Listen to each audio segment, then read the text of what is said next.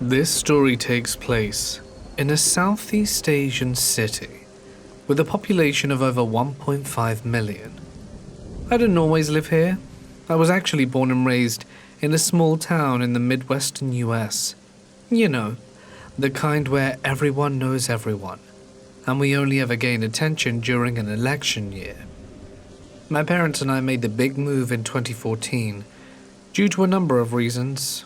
However, the biggest was so that my mother could be with her family, since this is her homeland. The town where all my relatives live is about 8 hours away. We had to move to our city because it's the safest in the region for foreigners, and my dad is pretty obviously a white man. Unlike every other college student in the world, I hadn't done much this summer. The heat was blistering all hours of the day, and I didn't have any money to spend, even if I was willing to leave our air-conditioned apartment. The only thing enticing me to the outdoors were the incessant sounds of construction due to a new unit being added next to our complex. However, leaving was obviously inevitable, so towards the end of the month, my parents and I went to buy groceries. The next day, my mum and I went to buy some things we had initially forgotten, and the day after that, the two of us went out again to pay some bills. That made 3 consecutive days of going out for the first time in literally a month. To say I was exhausted was an understatement. By 7 p.m. on the third night, I was already fast asleep on the living room couch. My mum woke up around 10 that same night and told me to head up to my room. I was too tired to do my entire night routine, so I quickly brushed my teeth and went upstairs. I noticed that my cat was already asleep in my bed, which happens once in a blue moon since he's basically my mum's shadow. So I got into bed while contorting myself into an angle that wouldn't disturb him. Only cat lovers will know what I'm talking about. I turned on a dim light, plugged in my phone, began playing a random YouTube video, and then eventually fell asleep. I don't know what time it was, but I was awoken to the feeling of my bed shaking. I tend to ignore movements like this because they happen often when my cat sleeps with me, as he has a habit of scratching his ear. But there was a pretty strong earthquake just the night before, so I assumed it was perchance another one, making me open my eyes and look down at my cat to see which of the two it was. Indeed, he was scratching his ear. Oh, and there was my mom at the foot of my bed. Nothing out of the ordinary there. She was probably checking on me before her and my dad went out for their 5 a.m. walk as routine, and was bending down to pet the cat. I shut my eyes and was about to slip back into slumber when my half-asleep brain realized that a number of things were indeed out of the ordinary. With eyes that were barely open, I looked at my mum with blurred vision. That's when I noticed something bizarre. She was wearing one of my high school t-shirts. My mum and I are far from the same size, and she doesn't have a history of borrowing my clothes. Weird but not unsettling. Maybe she ran out of clean exercise shirts but decided to use one of mine. I then noticed she was also wearing another one of my high school t-shirts, but this one was wrapped around her head in a weird way that outlined the shape of it, not covering anything, but just framing the profile. In my peripheral, I noticed that my closet doors were wide open. My mum always nagged me to close them because she said that the cool air was wasted when it entered the closet, so I made sure to keep them closed to not burn aircon. I wasn't getting ready at that exact moment, so there was no reason for them to be open. Another random realization hit me when my brain finally registered the fact that while my mum does pet my cat when she comes in to check on me, she never bends down like the person in the room was doing. Looking back now, I don't think I've ever seen her bend like that since I was a kid. Keep in mind, all these thoughts flooded my mind in about 5 seconds. Still, my half-asleep, half-stupid brain was more focused on why my mum was wearing my clothes, as opposed to all the things that were blatantly off in this situation.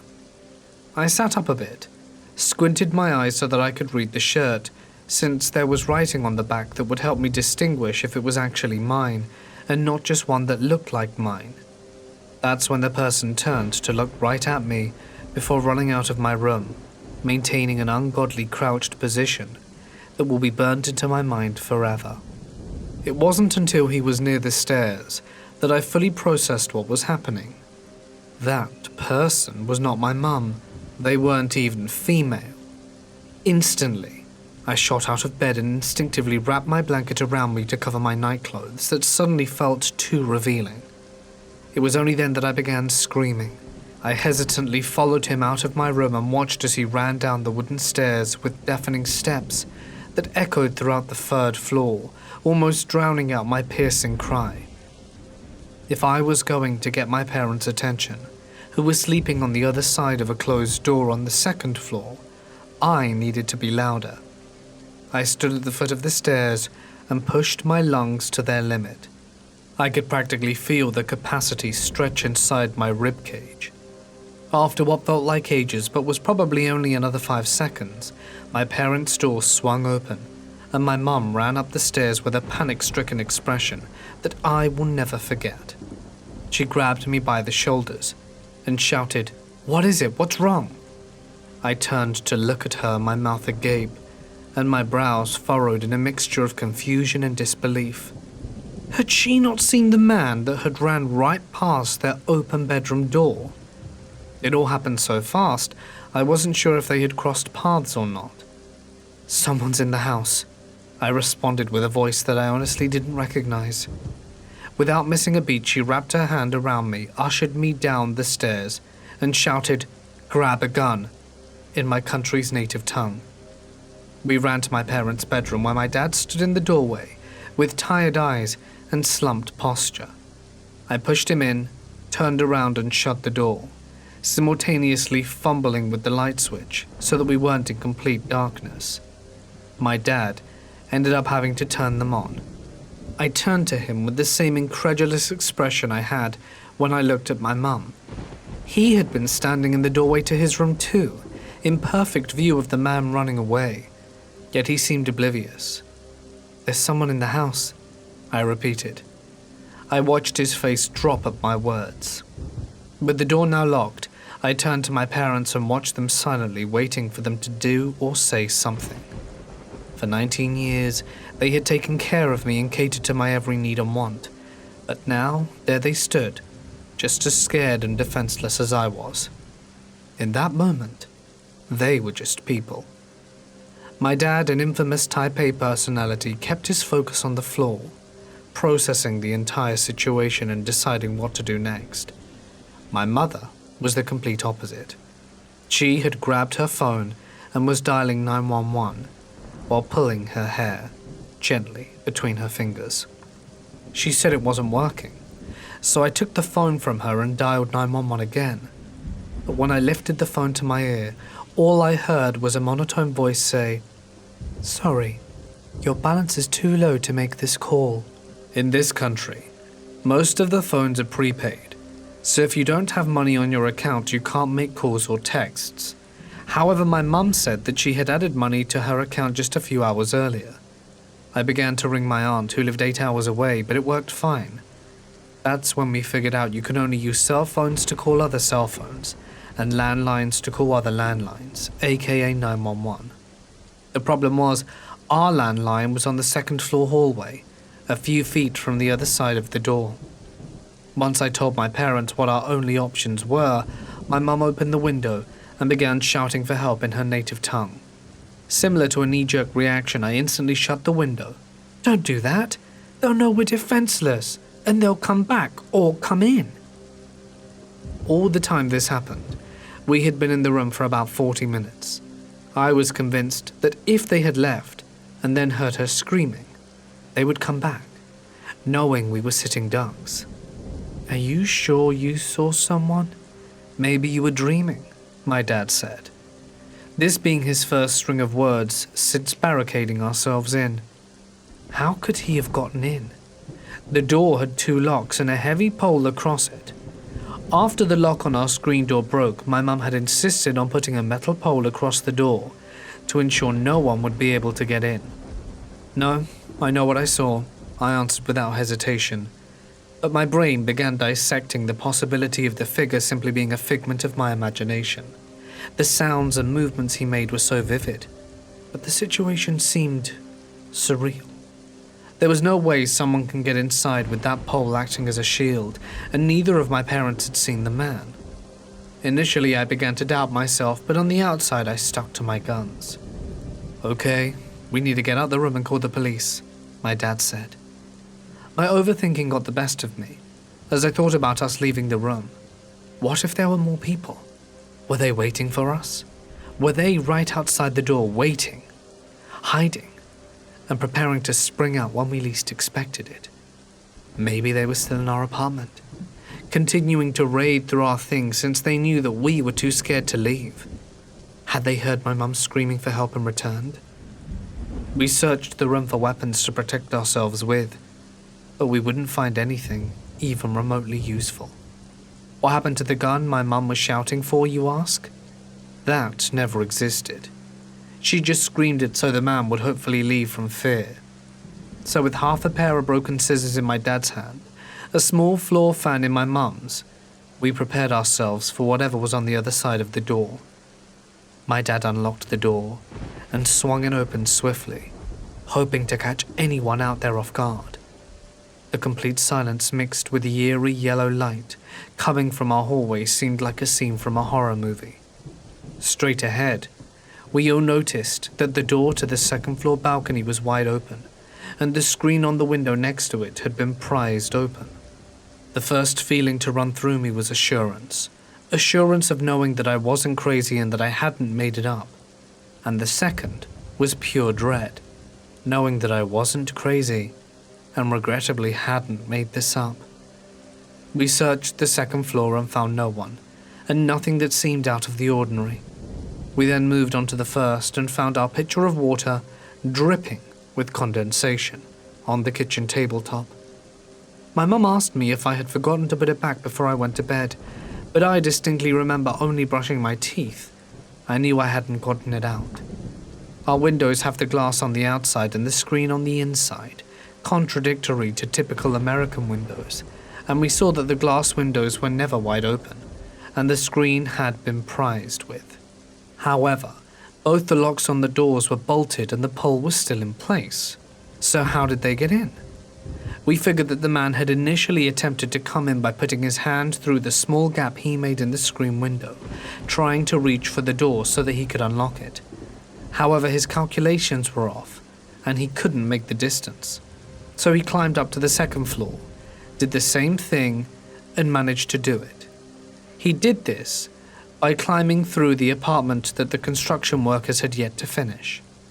We dialed 911 5 times, and despite the fact the police station is a 3-minute drive away, it took them no less than 45 minutes to arrive. While waiting, my mum knocked on the other apartments to let them know what was going on, but, unsurprisingly, no one answered. The police eventually came and told us that someone had made a call earlier saying they heard a woman scream for help, my mum, but couldn't find the location of the screams. They searched the house and found no one, and didn't even tell us how to file a report. They're pretty useless. We called the landlord about this. She said that there hadn't been any break-ins in the past, but speaking to another neighbor, she confirmed that there had been 3, not too long ago. So that's dodgy. Over the course of the next few weeks, we found things had been stolen, like sunglasses, backpacks, jewelry, money, and stuff from our storage room. My phone was taken, and that's what I assume he was taking when he was crouched over my bed. He probably wanted the charger too, but my laptop and camera, which were both sitting on the desk next to my jewelry box, were untouched. My parents think it's because he was going to take the heavier items when he was going to leave, so he wouldn't have to carry them around. I didn't see anything in his hands when he left, though. He took 4 of my shirts, 2 of them being the exact same. He also went to my cousin's room and stole her towel, of all things. Thankfully, she had gone home for the summer, so she wasn't around, but it's almost as if the thief knew that. He went into her room and my room, but completely avoided my parents' room. I also couldn't get over the fact that he drank our water straight from the jug, which would have made sense since he climbed into the second story. However, this country is notorious for being superstitious, and my mum said that thieves tend to leave water out because it makes the homeowners go into a deep sleep. Something about the water resembling the calming waves of an ocean. I've never been one to believe in superstition, and she thinks that's why I was able to wake up. Just a few hours after the incident, we decided that we were going back to the States. This wasn't the only occurrence affecting our decision, but it was the straw that broke the camel's back. I'm just grateful that we all came out safe and nothing worse happened. And I'm also incredibly grateful for my cat, since he's basically the hero for waking me up. In fact, my cousins are fighting over who will get to keep him once we leave.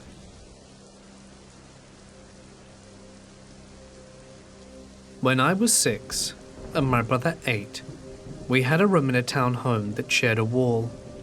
Creepy things would happen in that room, mainly due to our imagination. We once had a friend who was a black widow spider that would come out at night and hang out in the corner by the door. We would talk to it and make up stories about what it did during the day. Anyway, one night we were trying to get to sleep, but kept hearing pounding on the wall.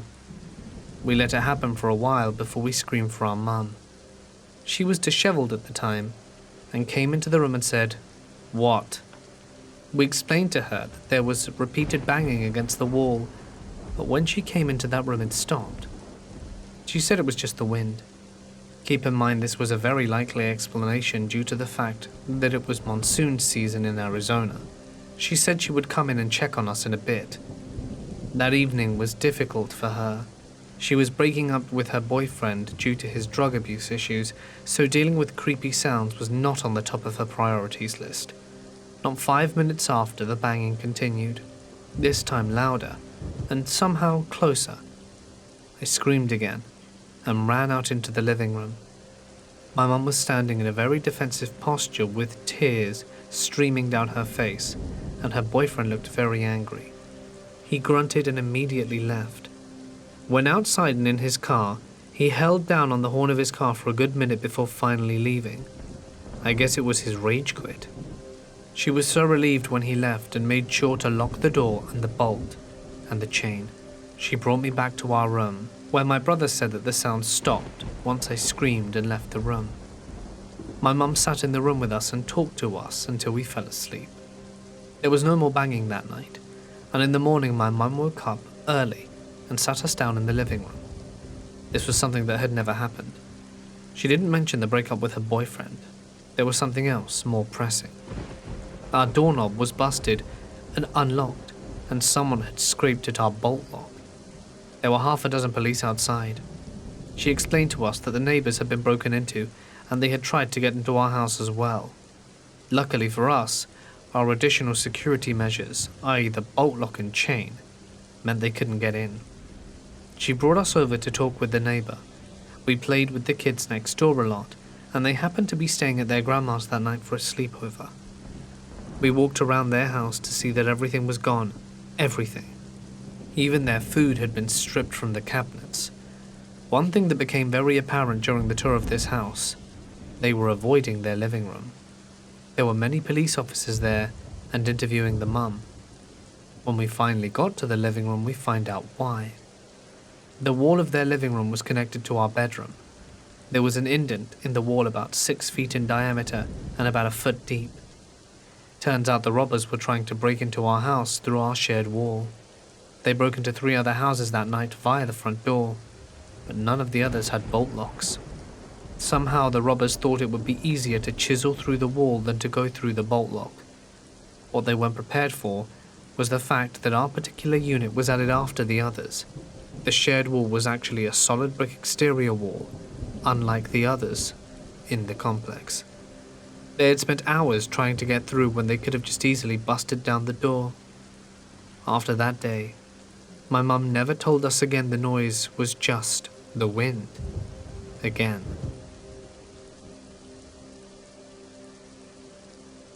One night when I was 11 years old, I was watching TV with my two older sisters of 13 and 15. Our parents were out later to party, but being home alone was nothing new to us. Just before 1 a.m. our dog stood up and left the family room and began to stare out the back door of the kitchen, just off the family room. A minute later he went absolutely crazy.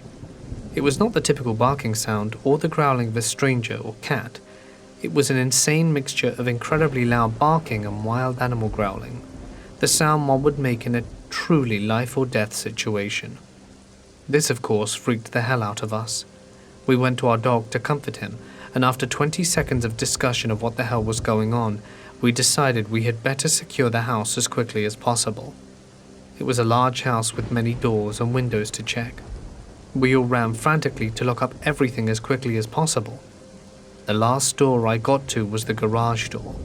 A split second after locking it, I put my hand around the handle to verify it was locked, and felt someone on the other side viciously shaking the handle, pushing, trying to open the door.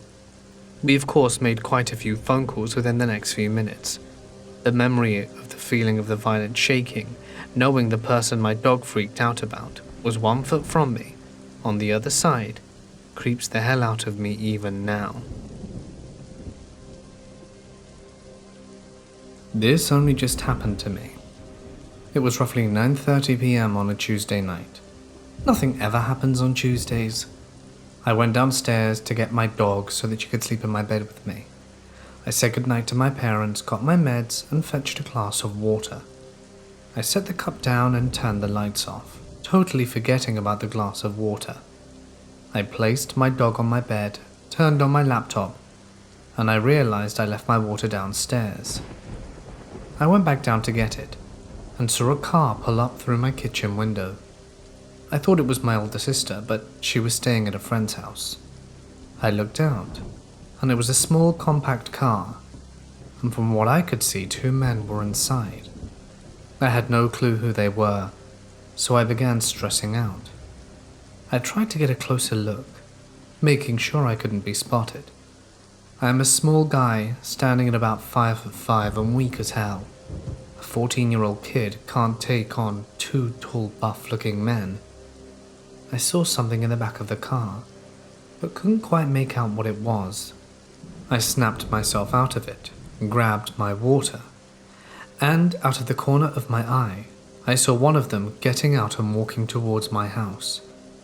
I lost it at that point, went to my parents' room and asked, "Who's outside?" My dad was confused and said, "Is it your sister?" I shook my head and told him that we didn't know them. They weren't our neighbors, plus their houses are walking distance. There's no reason they'd need a car. He got up and my mum followed. They looked out to the front door and saw a tall man in a grey Under Armour hoodie walking up carrying something. My dad instantly went out there and freaked out at the guy. My mum rushed me upstairs and had her phone at the ready. I went to my room still holding my water. I have no clue what happened. To those 2 guys who creepily drove up to my house when it was pitch dark outside, I hope I don't see you again.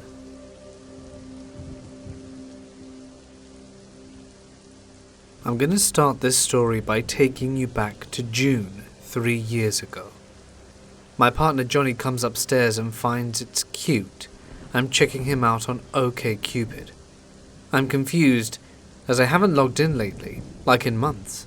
How could I have been looking at his account? I log in and check it out. There's a list of 7 or so people that have been checked out from my account today. Johnny's included. And also someone I work with. Well, that's embarrassing. Nope, wasn't me. Time to change my password. The next day at work I was sure to bring it up and laugh about the fact that my OkCupid account was hacked to the person who was in my view list. I didn't want this person thinking I actually looked at his account. We worked too closely together, and I already get the impression he may see me as more than his boss. It always pleased him that his luggage tags printed his middle name and first initial as Chris T. This is not the type of person who should see his name written out, like he's God's gift to Earth, so I'll refer to him as Chris. Chris just laughed off the OkCupid hacking comment I made. I found it strange he had no questions or comments on the subject. Most people would at least ask if you changed your password, but there was nothing from Chris. Regardless, I brushed off the situation. A few days later, I was out of office for work, and Johnny messages me saying it happened again, that I checked him out on OkCupid. No, I didn't, but I changed my password again anyway.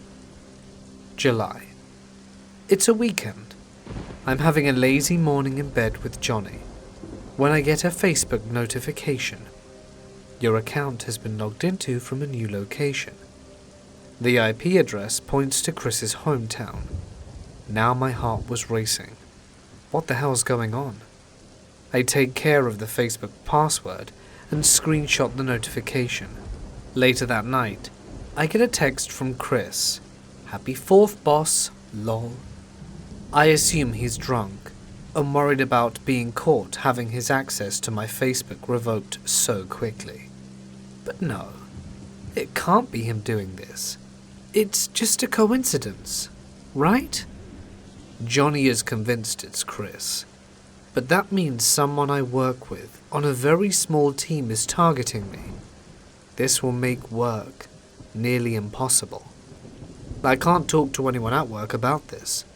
I'll have no way to run my department. The situation will get minimized. Chris drank a lot. I'd seen it at work events, or when we traveled just the two of us. He often got out of hand, but everyone brushed it off. He's young. It was funny. We've all had those nights. But as long as you showed up to work the next day, it's fine. I brought it up to him once. Hey Chris, you need to be more cautious about how much you drink at work events. He didn't speak to me for 3 days. I offended him.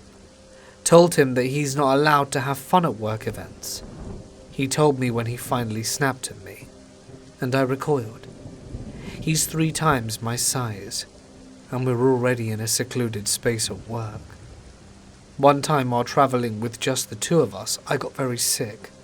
I told him I couldn't make it out for dinner, so Chris offered to pick something up from a nearby store. He knocked on my door, handed me the water he got me, and tried to make small talk as I thanked him and indicated I was going to lay down. It was apparent by his stance in my hotel room doorway. He wished to come in. He moved an inch closer, and I said goodnight and shut my door and locked every door I could. It wasn't the only time he made me feel uncomfortable. I hadn't noticed any other accounts being hacked for a while. I was cautious around Chris, even disassociated when I could. I avoided work outings if he was going, would back out of lunch plans that he decided to go to once he knew I was going. But we often had to work very closely regardless. We were a team after all. I couldn't do my job without him, nor he without me. October evaporated away, which led us to November. Johnny was online checking out his FetLife account one evening. He saw I was also online via the old messenger they used to have. Johnny asks me if I'm logged in.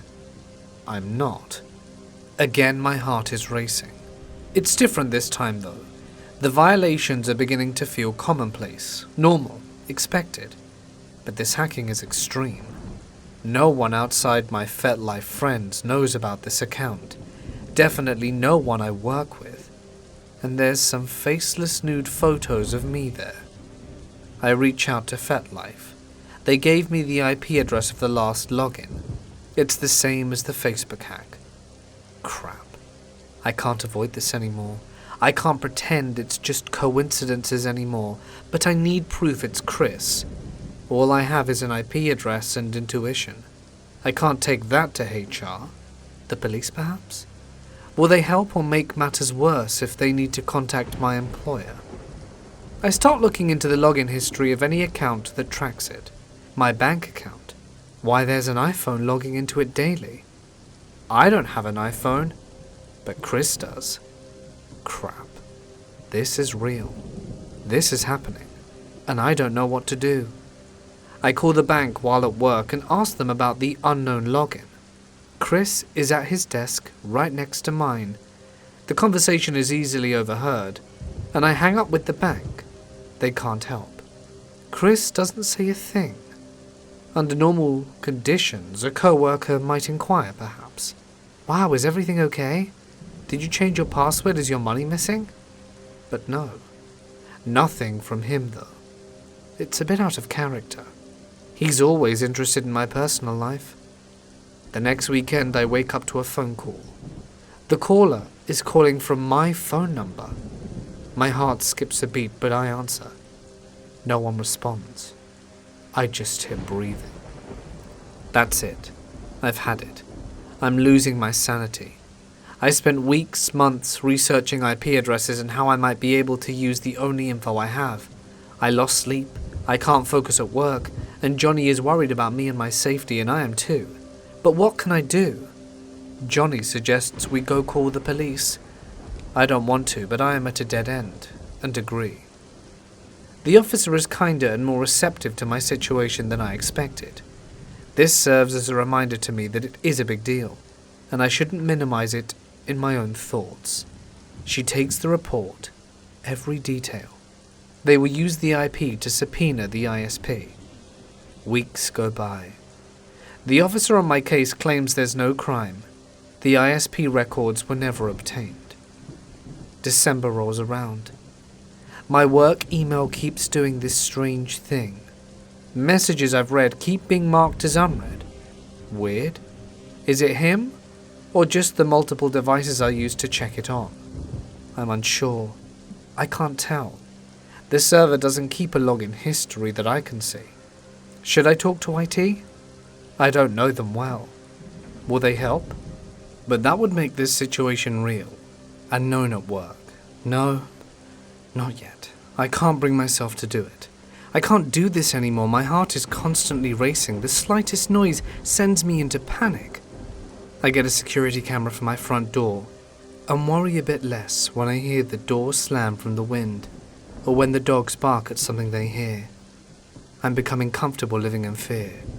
As much as it is impacting my health, at least I have the pepper spray John got me, and I carry it whenever I'm outside. Chris and I have shared an account we use for work. Maybe I can get an IP address from that. If it matches, that's some proof, right? Dead ends. What if I sent him an IP tracker? I've learned that you can place an invisible pixel in an email and it will send you the IP address of where it was read. All I have of Chris is his work email and a Gmail. I test both on myself, of course. I can't take the risk of him figuring out I'm onto him. Damn it. Our work email blocks it, and Gmail reroutes it to their HQ. Another dead end. More hours, days, and weeks pass. I've called private investigators, and they're all impressed I've tried the tactics they already have at their disposal. I feel confident that I'm doing all I can, but more lost that the professionals can't help. February comes in. One last attempt. It's a week before I have a 7-day out-of-country trip with Chris. It's with a large group this time, but I'll be working very close, too close, with him. I sent Chris an email with a shortened link that will track what IP address it was when it's clicked from. I've tested this and it seemed to work, but I'm shaking. What if it tips him off? What if he knows I'm onto him and he attacks me at work? What do I send him to get him to click? I find a local event that this particular breed of neckbeard would be interested in.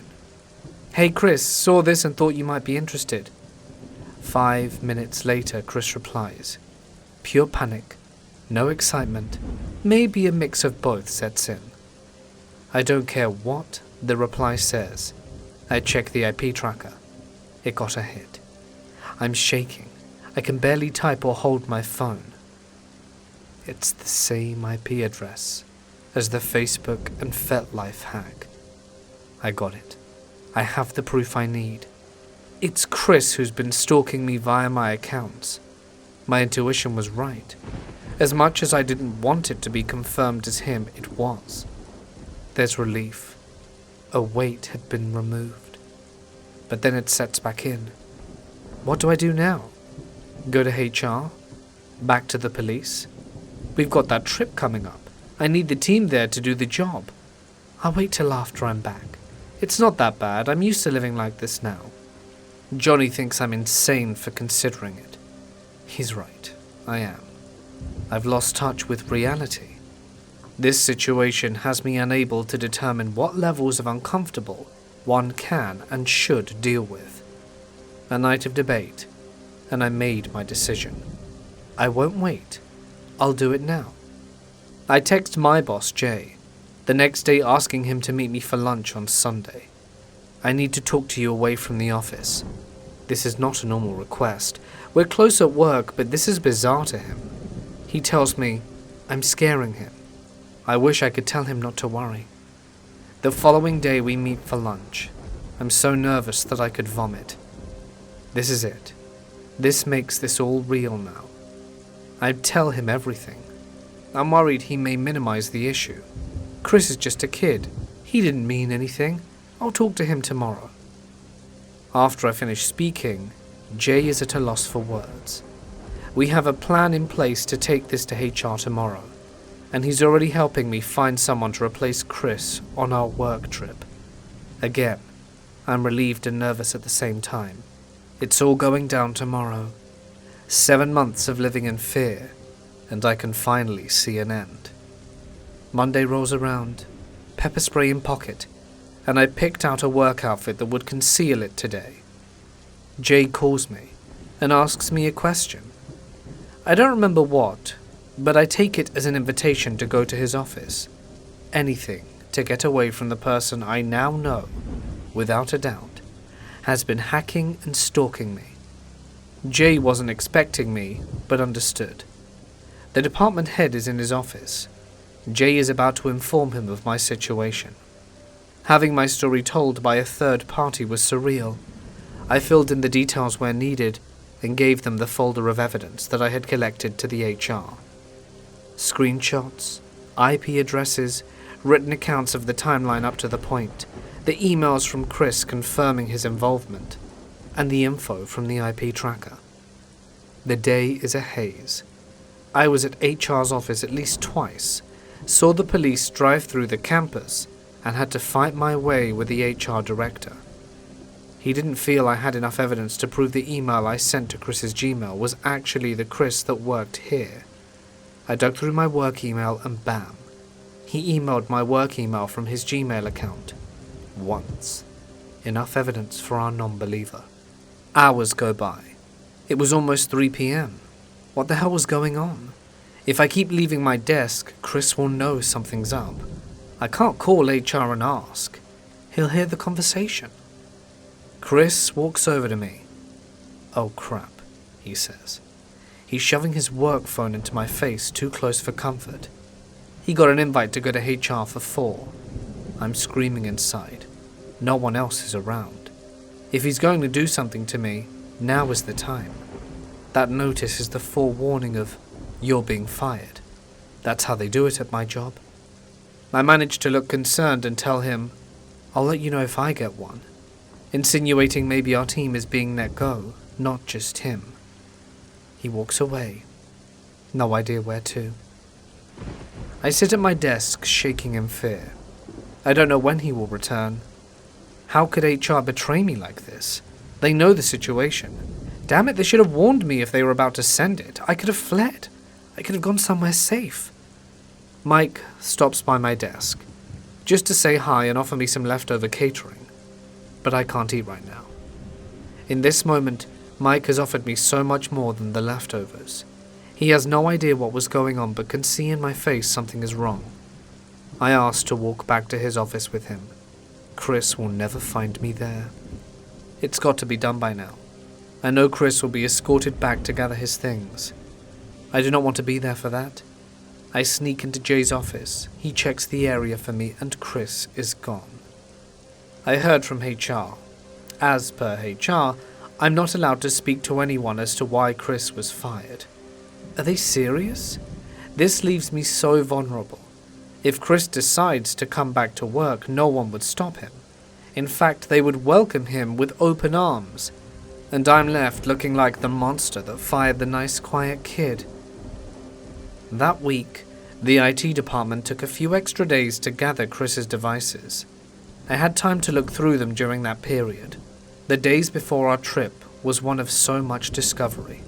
Not just what I found on his computer, but what I learned from the people around me. The day after he was fired, I looked into his laptop. IT had no issues getting me into his files. I was Chris's boss, so I needed to see his work. His picture folder, a lot of personal stuff, stupid memes, vacation pictures, screenshots of the naked cam girls he chatted with, and me. Some pictures I had never seen before, some I had. The pictures I was familiar with were from a cruise I went on months earlier with Johnny. Only these were the ones I deleted. I had a GoPro set to take pictures every 10 seconds that hung from my wrist. While walking around, I inadvertently took up close-ups from my arse in a swimsuit. Upon importing my vacation pictures, I deleted those from my computer. Why were they still on the card? Then there were some pictures from my Google account. Well, it was a picture of a screen. He got into my Google account too? Why didn't I catch that one? Then the ones I had never seen. Pictures that had been taken around the office and on work trips, me at my desk, me bent over setting up gear, a close-up, a hint of cleavage shot from above. His phone was more of the same. A close-up of my arse while he sat behind me during a struggle with an AV rack in a closet while in a dress. Video from under a table during a meeting when I'm wearing a skirt. Zoomed in upskirt pictures. Pictures of dates I had written on a post-it. Pictures of my phone settings showing my FetLife account. The nausea sets in again. I remember all these moments in the pictures he'd taken of me.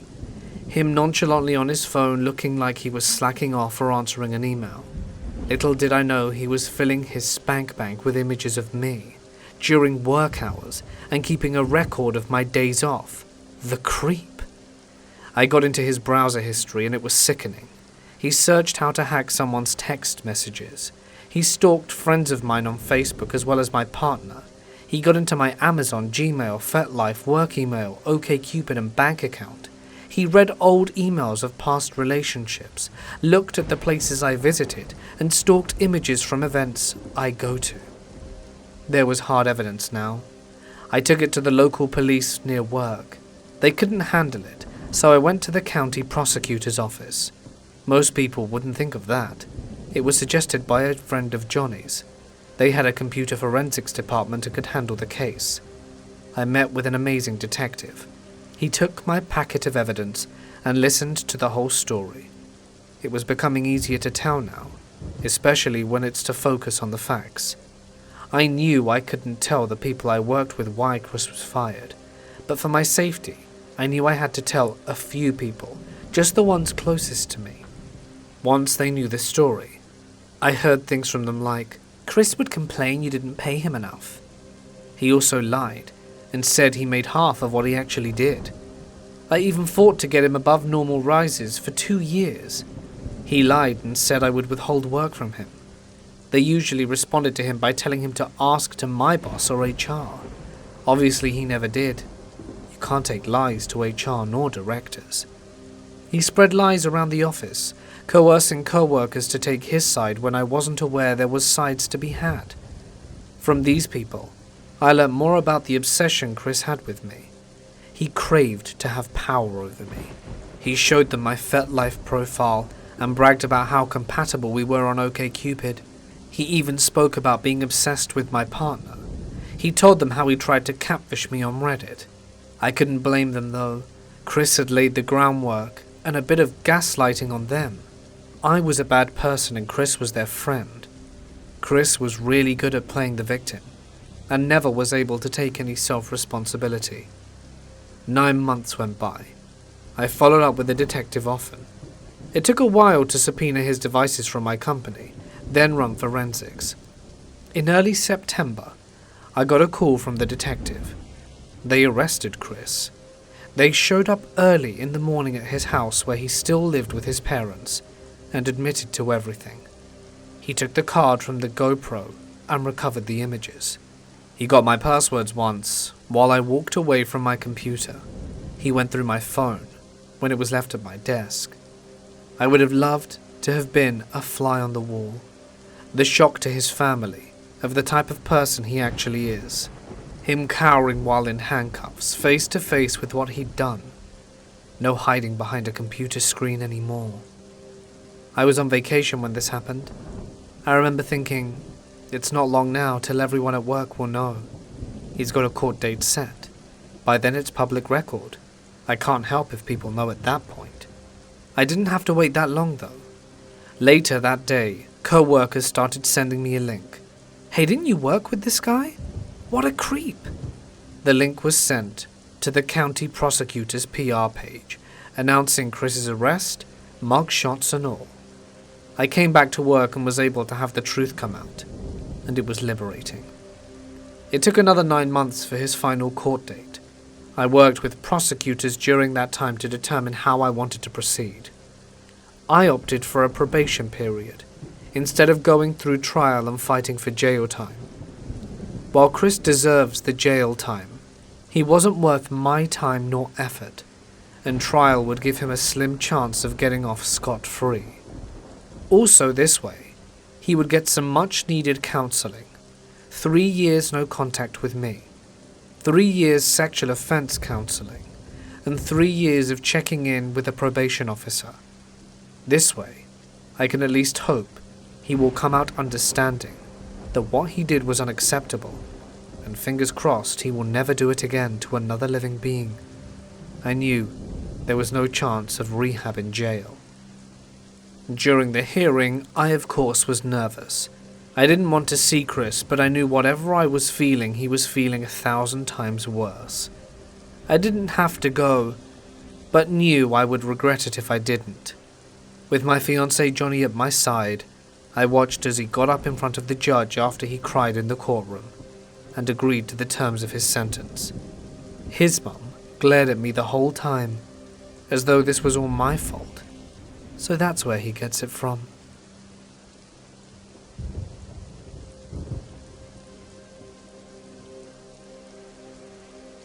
This is actually my mum's story, and will be told from her personal account.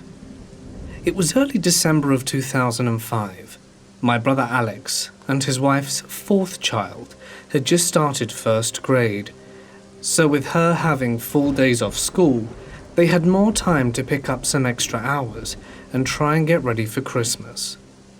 All he could find at the time is work with companies, where he would drive a work truck to different counties in our state, making deliveries between businesses that weren't worth getting a big semi-truck for.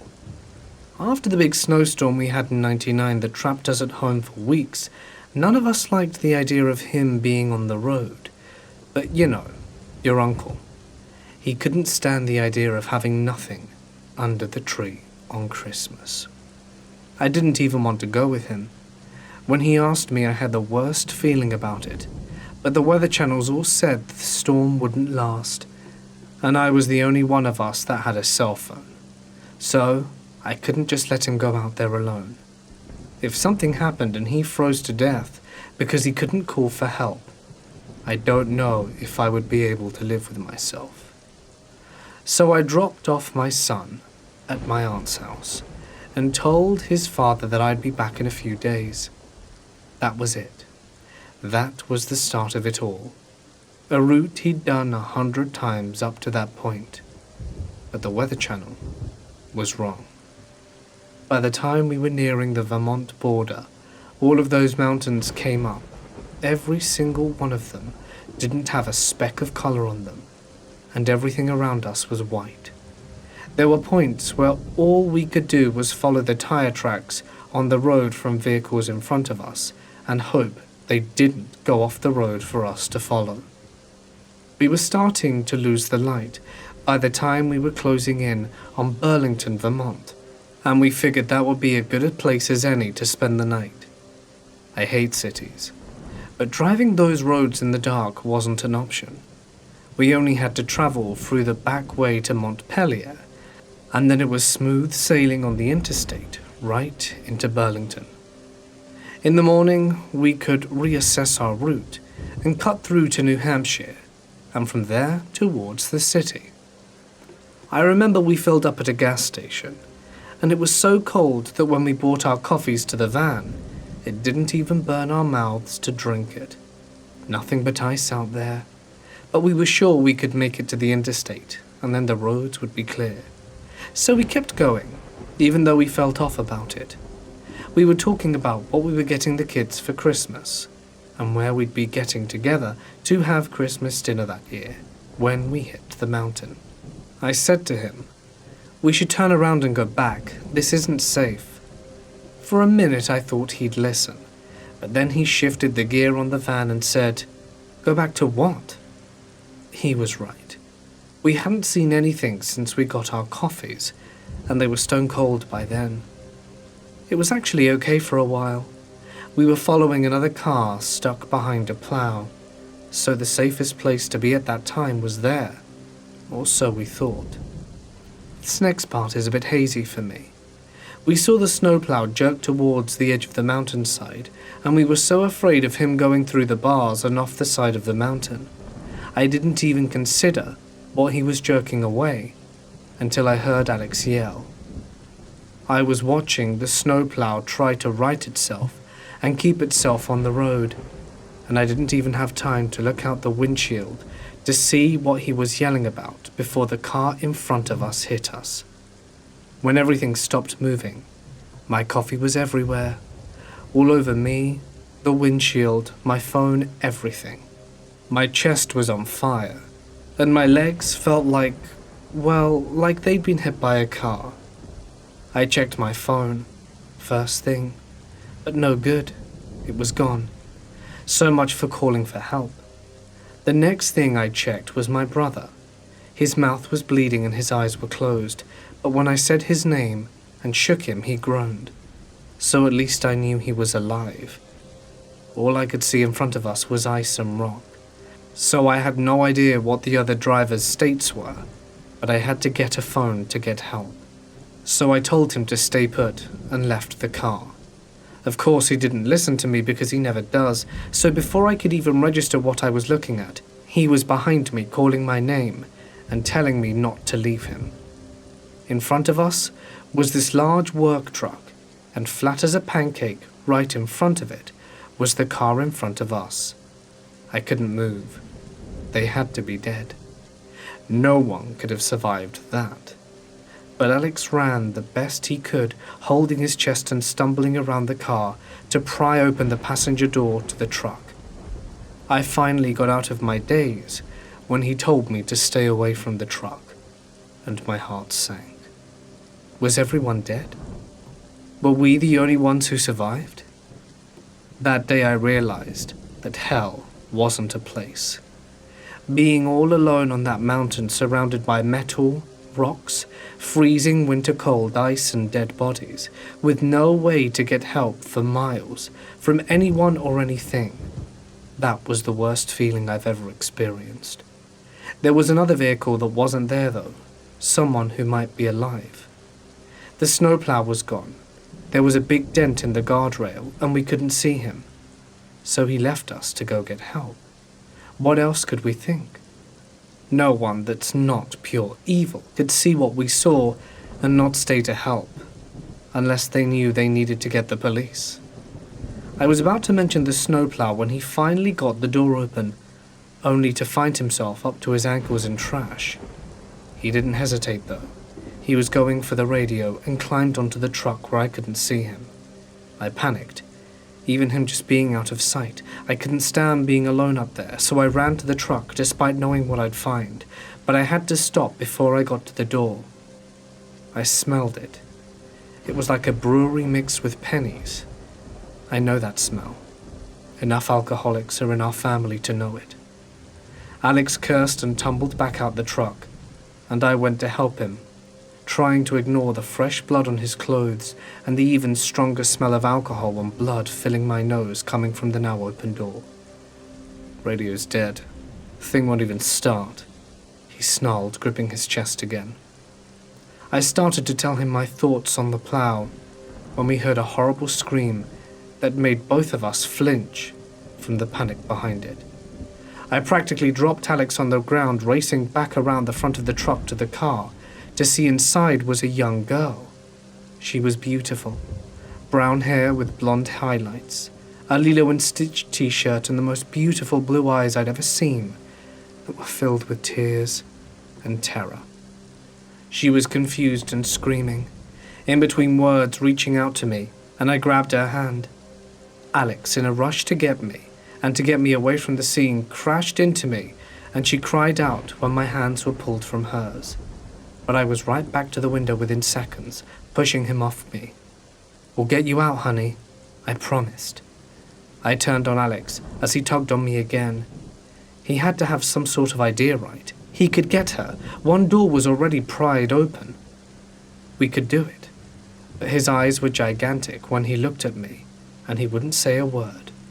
Coming from a guy who has never shut up since the day he was born, I met his eyes, then followed where he led my gaze to, and a fresh set of tears sprung on me all over again. Right underneath the feet of the stitch on her shirt and the bit of her stomach that was showing, with how she was sitting there was only solid metal. The rest of her couldn't even be seen. She didn't seem to understand what happened to make me react that way, and began panicking when she followed our eyes, realizing what we did. She began panicking all over again, begging us to tell her where our legs were, so I shushed her, holding her hand tight and promising her that she would be okay, that help was coming, and they'd get her out. I don't know how long I stood there. Alex eventually went back to the truck, and in the mostly undamaged back of ours to see if there was anything to help fight off the cold while we waited, but there wasn't much. He even searched the area around the trash that fell out of the drunk man's truck, but no luck there either. I gave her my jacket. We put on every piece of clothing that we brought with us for the trip. She was getting cold though, and her voice getting weaker and more quiet. It was completely dark by then. All we could see was what the snow let us, and our flashlight that would run out of batteries eventually. Alex tried to convince me to get back to our vehicle, to get out of the wind, but I just couldn't leave her. When I looked into her eyes, all I could see was my own child, when they got to that age one day. She wasn't even 20 yet, trying to get home for Christmas. She told me about her family, about her college, and her life up to that point, and her arsehole boyfriend that was supposed to come but cancelled at the last minute to spend the holiday with his friends instead. She decided before that end that it was a good thing though. She said that he was a good man, and that he didn't deserve to die like this too. She was much more calm by this point, not even acknowledging the fact that she was practically in half. I think deep down, she knew she wasn't going home, and needed someone to listen to her as she tried to make sense of how this could be how her life came to an end. She kept mentioning how cold it was. But as soon as Alex noticed me removing my layers of clothing to give to her, he scolded me, demanding that I keep as bundled up as possible. He told me that she was already dead, and we're the ones who needed the warmth, not her. I knew he was right, but I cursed him anyway, shoving him away from her. Even if she too knew he was right, he didn't need to say that in front of her. She had even grown quiet after some time, each of us giving other assurances that everything would be okay, instead of the conversation of before.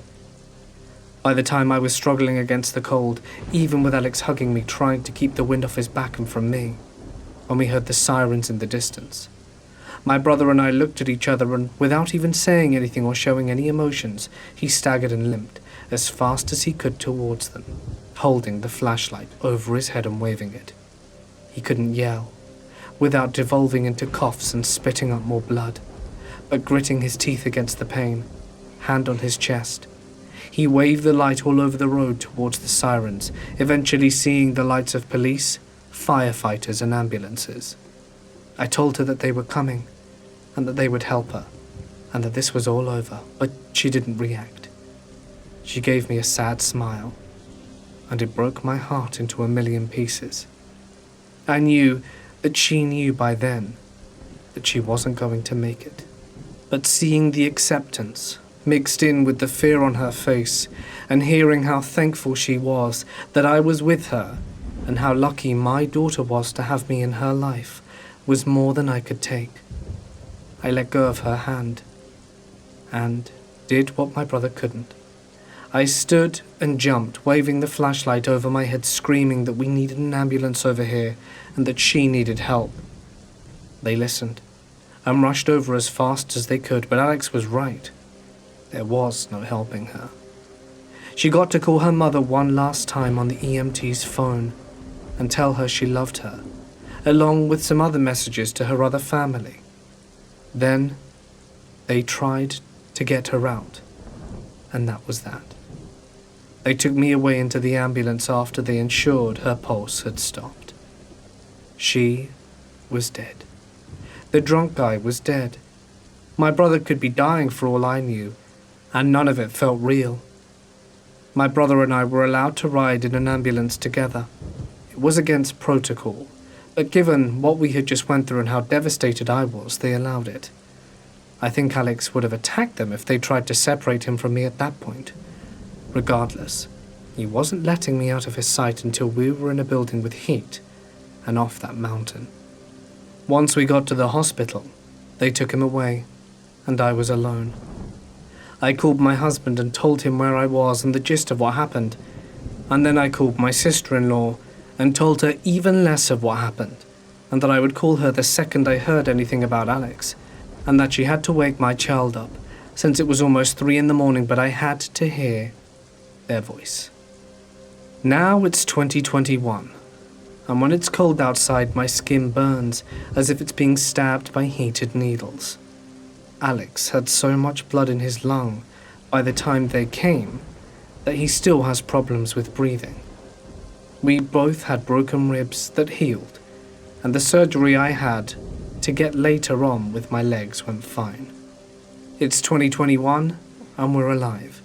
We got to come home and have Christmas, and all the Christmases since, and I saw you grow up, to be the age of that poor girl and then surpass her. I never went to her funeral or met her family. I've always regretted that. These days I don't even remember her voice, her family's names.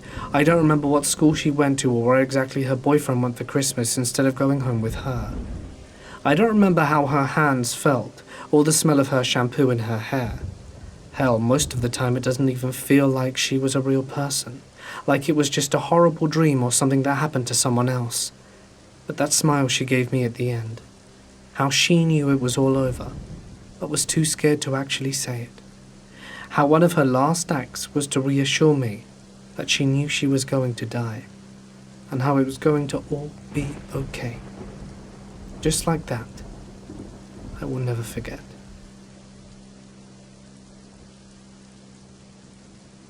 Back in my late teens in Dublin, Ireland, I used to head to a particular nightclub every single week, and got to know most of the regulars there, to the point that I could sit at a table and know at least a few people.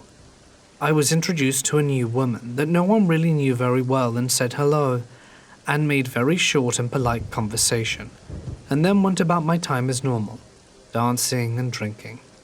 Nothing much of note happened during my time in the club.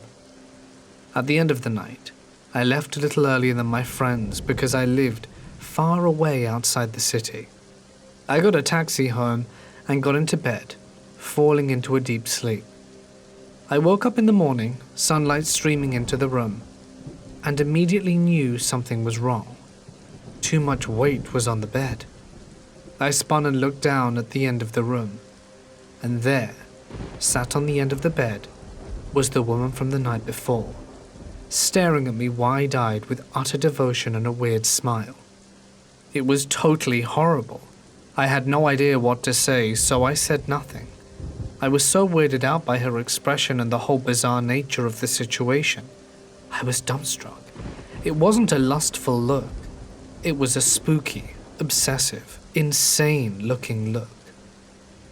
I know for a lot of guys, the idea of having some random woman appear in their bedroom might be a thrill, but this was nothing like that. It was scary, plain and simple. I got up, got dressed, summoned a bit of courage, turned to her and said, "You're leaving. Now," and essentially marched her out the house, telling her that buses leave from the end of the road every half hour. She left without a word. From talking to friends and family, I pieced together what had happened. After I left the nightclub, she had tried to catch me up, but instead had lost me. She went back, asked around until someone told her the rough area I live in, got a taxi there, knocked on random doors waking up neighbors, and eventually one told her exactly where I lived, and then lied to my sister, saying that I had been expecting her. My sister was pissed off at being woken up, but let her in. From there, she got up to my room and sat there for God knows how long, silently watching me. As it turns out, almost no one from the club knew her at all, but we all assumed someone else must have known her. What really spooks me is that if she had wanted to hurt me for whatever reason, she easily found her way right into my family's house, right into my bedroom. And I shudder thinking about it. I was 14, and my family had moved to a big and kind of run-down farmhouse that was kind of creepy but cheap to rent. The closest neighbors were pretty far away, and a cornfield surrounded most of our property. One night around 2 a.m., I woke up to the light in the hallway going on. I'm a really light sleeper, and a few minutes later my dog starts whining outside my door and scratching to be let in. I get up and let him in, and he crawls under my bed to sleep. He does this sometimes, but had never woken me up to be let in before. I was a little weirded out, but also pretty tired, so fell back asleep without much thought. I wake up again a little while later to my bedroom door creaking. I see fingers wrapped around the side of the door as it is slowly being pushed open. In a half-asleep kind of stupor, I ask who it is, and a man clearly trying to imitate a woman assures me that it's just my mother. "Checking in on you." I keep saying, No, you're not. You don't sound like my mother." And he keeps assuring me that he is. I'm obviously not fully awake yet, or I would have noticed how creepy the exchange was. Suddenly the door starts being pushed even further open, and the hand pushes through the door followed by an arm, and I realize this person is coming into my bedroom. I start freaking out and screaming when I realize what's happening. My dog jumps out from under the bed and lunges at the door, causing the person to shut it quickly and not allowing me to see his or her face or anything. By this time, my mum has woken up from my screaming and starts yelling at me if I'm okay. She comes down the hall to my room and says that she saw a big figure with stockings on his head standing outside my door. My mum started screaming too, and the person ran down the back staircase of our house, which had a door and simply looked like a closet, so they had prior knowledge of its existence, and then they ran out the back door into the cornfield. Nothing in my house was stolen, and there was no evidence that the person that had broken in wanted anything other than to come into my room. I don't think I've been the same since it happened, and I feel incredibly anxious even thinking about it. First off, I would like to set the scene. This happened in May of 2000. I live in a very rural area of Alabama. My mum was with her friends at a party, and my dad was invited to hang out with his boss, so that meant I got to spend the night in by myself. I used to enjoy being home alone, as I had more time to myself. I decided to pass the time by watching scary movies, as I had rented some on VHS the previous day. I remember that while I was watching the original Halloween, I looked out of the living room window and saw a man dressed in all black, watching me. I couldn't see what he looked like, as if he were wearing a disturbing-looking mask. He stared for about a minute, before walking out of sight. About half an hour later, 3 sudden and loud bangs on the front door caused me to jump up in fear. I cautiously got up and looked through the peephole, and I thought I was going to throw up. The same man from earlier was at my front door, only this time, he was holding a very large knife in his hands. Upon getting a closer look, this man looked to be about 6'4" and was very well built. He stood there for about 15 seconds before he started pounding on the front door, trying to get in. I ran around the house, locking every door and window. I got on the phone with the police, grabbed the machete that I kept in our garage, and told the man to go away and that the police were on their way. But this didn't faze the man at all. Instead, he ran to the backyard, climbed over our 7-foot-tall fence and sprinted to the back door. I then ran upstairs to my bedroom and hid in the closet. The most sickening part happened when the whole house went dark, and I heard the back door get broken down. He had cut the power and broken into the house. I was more terrified than I had ever been. I then heard heavy footsteps throughout the house. He was searching for me. I heard him opening every door downstairs, and after 10 minutes of hiding, I heard him coming up the stairs. I was sweating all over, wondering when the cops would arrive, and after 5 minutes of footsteps, he opened my bedroom door. At this point, my whole life was flashing before my eyes. I was so sure I was gonna die. Footsteps came to the closet. Suddenly, a wave of what I can only describe as a miracle rushed over me. The cops showed up right at the very moment and arrested the man as he tried to escape. I ended talking to the cops and they left after taking my statement. My parents showed up later that night and hugged me tightly, happy that I was okay and alive. I later learned that another family living 2 blocks down from me had had their lives ended. They were tied up with a rope and duct tape and were savagely attacked by his aforementioned weapon of choice. The young son had gotten the worst of it. He was found propped up against the living room couch, his head missing. To this day, I thank my lucky stars I wasn't another victim of that man.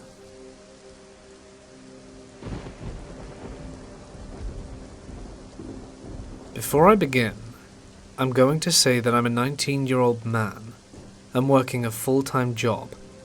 I have since moved out of the place that this incident occurred in. What happened took place when I was about 6 years old. I lived in a decent neighborhood. We did have the occasional creepy person that would walk or bike by. We also had some apartment buildings where the people living there were heavy into drugs, but didn't bother anyone. They were nice people to talk to and frequently mentioned they were into the stuff. They never bothered me, so I didn't care. Now, enough with the background. The house I lived in at that point was very decent size. My dad also built a garage, a huge garage. Now, this is where that happened. The garage was huge.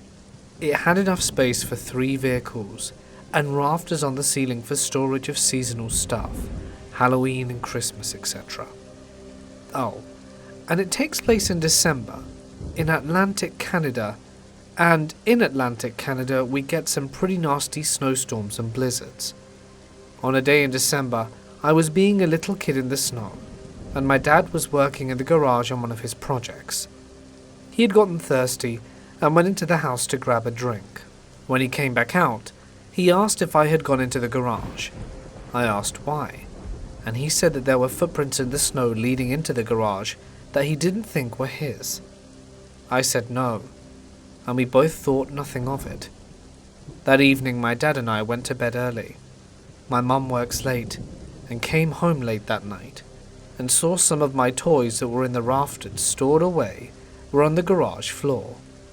She thought nothing of it, moved them and parked the vehicle in the garage, closed the garage door and went into the house, watched some TV and went to bed. Now my dad wakes up very early, 4 a.m. every morning, as he has to be at work at 5, and the garage door was open when he woke up, so naturally he was angry. He wakes up everyone and goes out to the garage and comes back in, and is freaking out. A lot of our expensive equipment was missing. We called the cops. The outside lights were flicked on, and we saw the same mysterious footsteps leading to the garage earlier, leading into the backyard and into the forestry behind my house. The cops searched the garage.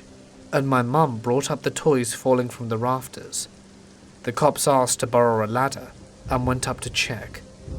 They found a gun, a meat cleaver, 3 condoms, 2 of which were used, and I did not sleep for a week.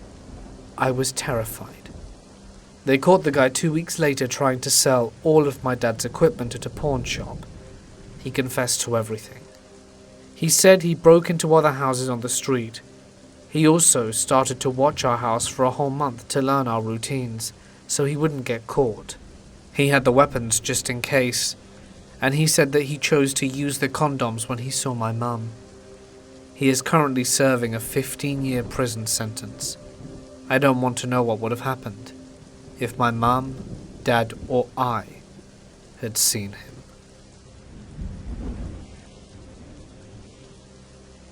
This happened around 4 years ago on Christmas Day. I had spent the morning at my mother's house and then got in the car with my on and off boyfriend at the time. He was going to drop me off at the train station so that I could catch my train at 10 p.m. I had done this a few dozen times because I had actually gone to school across the Canadian border and travelled alone as a 19-year-old girl quite often. I'm pretty tough and extremely outspoken, so not the person you typically want to pick on for nefarious reasons. Although my ex was not very tough in stature and was often seen as an easy target. Here we are sitting in the car outside the train station, smoking my last bit of pot. I was a fairly reckless teen, but also aware of the bad that could happen. A man walks right up to the car and taps on the window. The man is rough looking to say the least, and I assume was approaching his 50s. My ex carelessly rolls down his window all the way and asks what he needs. The man explains that his car had run out of gas and that he was in need of some help because he had no phone nor money. He said his wife was in the car and was pregnant, and that they just needed to get home. Now, living in the big city, you get used to people asking you for money. That's not what concerned me. When I really started to panic is after I had already given him all the cash I had on me, I think around $20. That's when he got really weird.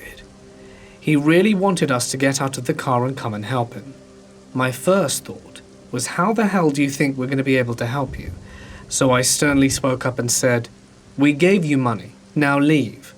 Then he acted offended that I would be scared in this situation. He just kept insisting that we go over to his car where his wife was waiting. I was clear in my thoughts that under no circumstances would I do that. Now I was starting to get angry. As he started to spew off some nonsense about him being a war veteran and for us not to worry, he started saying some random-ass numbers as if they would matter to us. He then proceeds to grab my ex's wrist and explain how he would break it in one move. At this point I said something to the effect of, "Leave us alone right now." He looked at me and stepped away. I then told my ex to move the car to the other side of the station as we called the cops. Nothing else really happened. I got on the train just fine and the cops never got back to us. But the more I think about that night, the more freaked out I get about what he really intended to achieve that night. So to the creepy aggressive man who nearly ruined my Christmas, I'm so glad I didn't go anywhere near your car.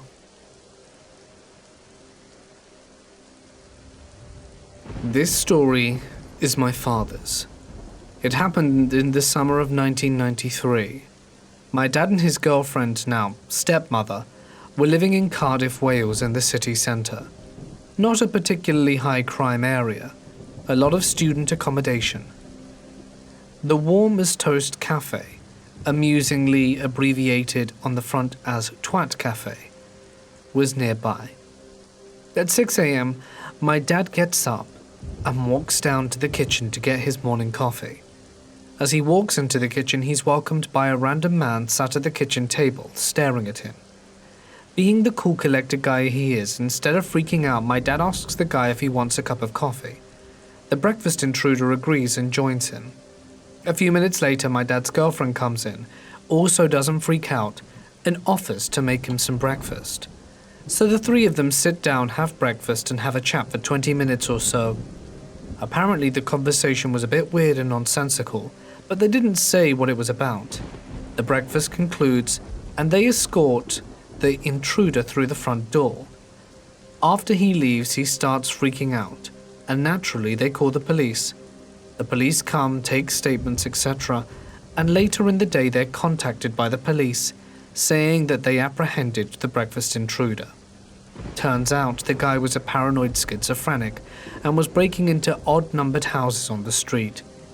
My dad was the second house he'd entered. The first house, next door, he'd gone into was empty. This is where he left his tools, a sawn-off shotgun and a lot of ammo. His plan was to shoot anyone in the odd-numbered houses on the street. When the police arrested him, he told them that my dad and his girlfriend were the nicest couple he'd ever met, and that had stopped him carrying out his plan. When people say I'm too laid back for my own good, I tell them this story, and it never fails to shut them up. When I was about 14, my parents left me alone overnight for the first time. I grew up in a small farming community, so my parents really had nothing to worry about. They left, and I decided to take an awesome bubble bath and paint my nails like all girls everywhere, obviously. While I was in the bath, I heard our back door open. I thought I was hearing things, and besides, I had locked all the doors per my mum's orders. Then, I heard the kitchen floor squeaky spot. I didn't know what to do, so just went under the bubbles and left my head out. I saw 2 shoes through the crack between the door and floor, and I could hear a person breathing. They stood there for about 30 seconds and walked away. I heard the door slam, but I didn't move. I stayed there until the water was freezing and cried. Then I got out, called my grandma, and checked the doors. The back door was unlocked, and the lock hadn't been messed with or broken. Later that week, we learnt a man was breaking into farmhouses. Many years ago, when I was about 21, I was staying at my parents' place after finishing university and figuring out what to do with my life. During those halcyon days, I often went out in the evenings to party and would come back at unearthly hours, and upon return would creep in as quietly as possible, as my parents were very light sleepers. One fine midnight hour, I did just this, having arrived at the house under the swell of a crescent moon, carefully tiptoeing up the gravel drive, gently turning the key in the lock, padding my way to the spare bedroom and tenderly pushing the door shut.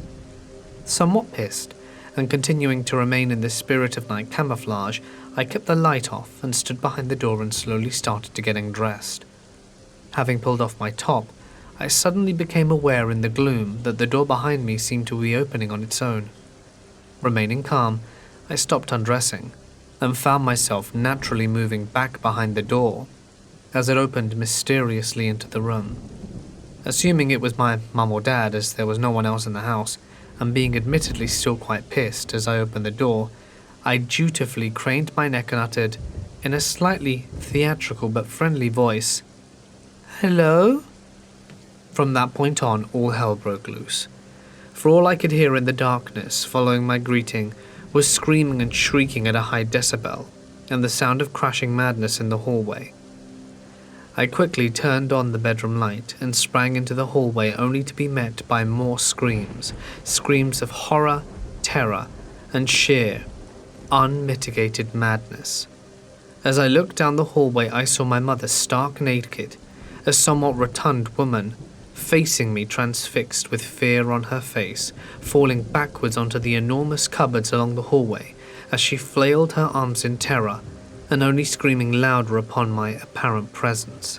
Her madness, combined with her short-sightedness, was clearly such that she could no longer recognize me, and I had, in her mind, become some kind of nightmarish intruder who, despite a friendly hello at 1 a.m. in the morning, coming from her son's bedroom, was not enough to trigger some much-needed familiarity. It was so strange. For a good 15 seconds I stood there saying, "Mum, it's me," only to have her go into another thunderous bout of terror and screaming. All the commotion obviously woke up my dad, and the scene ended with him emerging from the master bedroom, bleary-eyed and bewildered with a dressing gown on, naked wife hyperventilating against the closet door, and a confused drunken son in boxer shorts looking at him with a sense of desperation and resolute hilarity. Scary for Mum, surreal for me.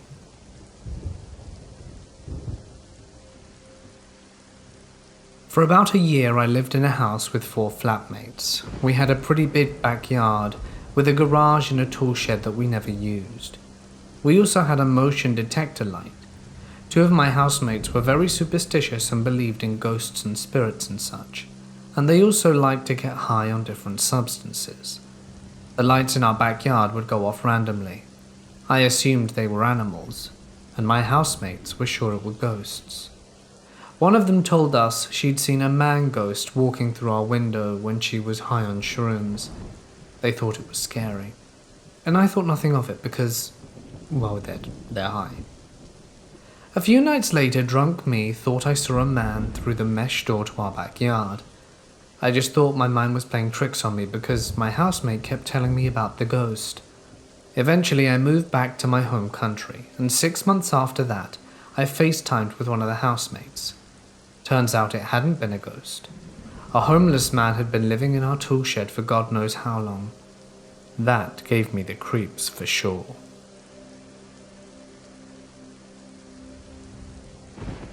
I met this guy in a nightclub, and he seemed nice enough. Good looking, friendly. We exchanged numbers, and at the end of the night, I looked forward to meeting him again. Nothing unusual. I was 18 and he was in his early 20s. I spent a lot of time in the clubs, so I was comfortable with everything. About a week passed and we had sent a few texts and decided to meet for a drink. He offered to pick me up from my house, but as I didn't know him well, I arranged to meet him by the entrance to a hotel on the main road near my house. We went to a pub. I had plans to meet friends at about 9, so we only stayed an hour and he took me to where I was meeting my friend. We had a short kiss, then left. I was glad it was over, as he was actually not interesting, boring in fact. He added me on Facebook and I accepted, but didn't think we'd talk much after that. But I was very wrong. A month or so passed after this, and we didn't meet again until one night in town, where we met by chance. He told me he couldn't stop thinking about me. I was drunk and foolishly kissed him, and we parted ways again. Some days later, it says on Facebook that he is in a relationship. At least this meant he wasn't interested in me anymore, I thought. However, it was not long after this that he sent me a text that read, "I'm obsessed with you."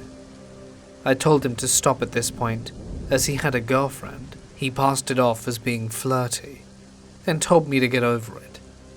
For about 6 months after this, every few weeks he would text me. After the first time this happened, he sent incredibly graphic details of how he wanted to do me. I deleted him on Facebook, and kept asking him to stop. Sometimes he would include naked pictures too.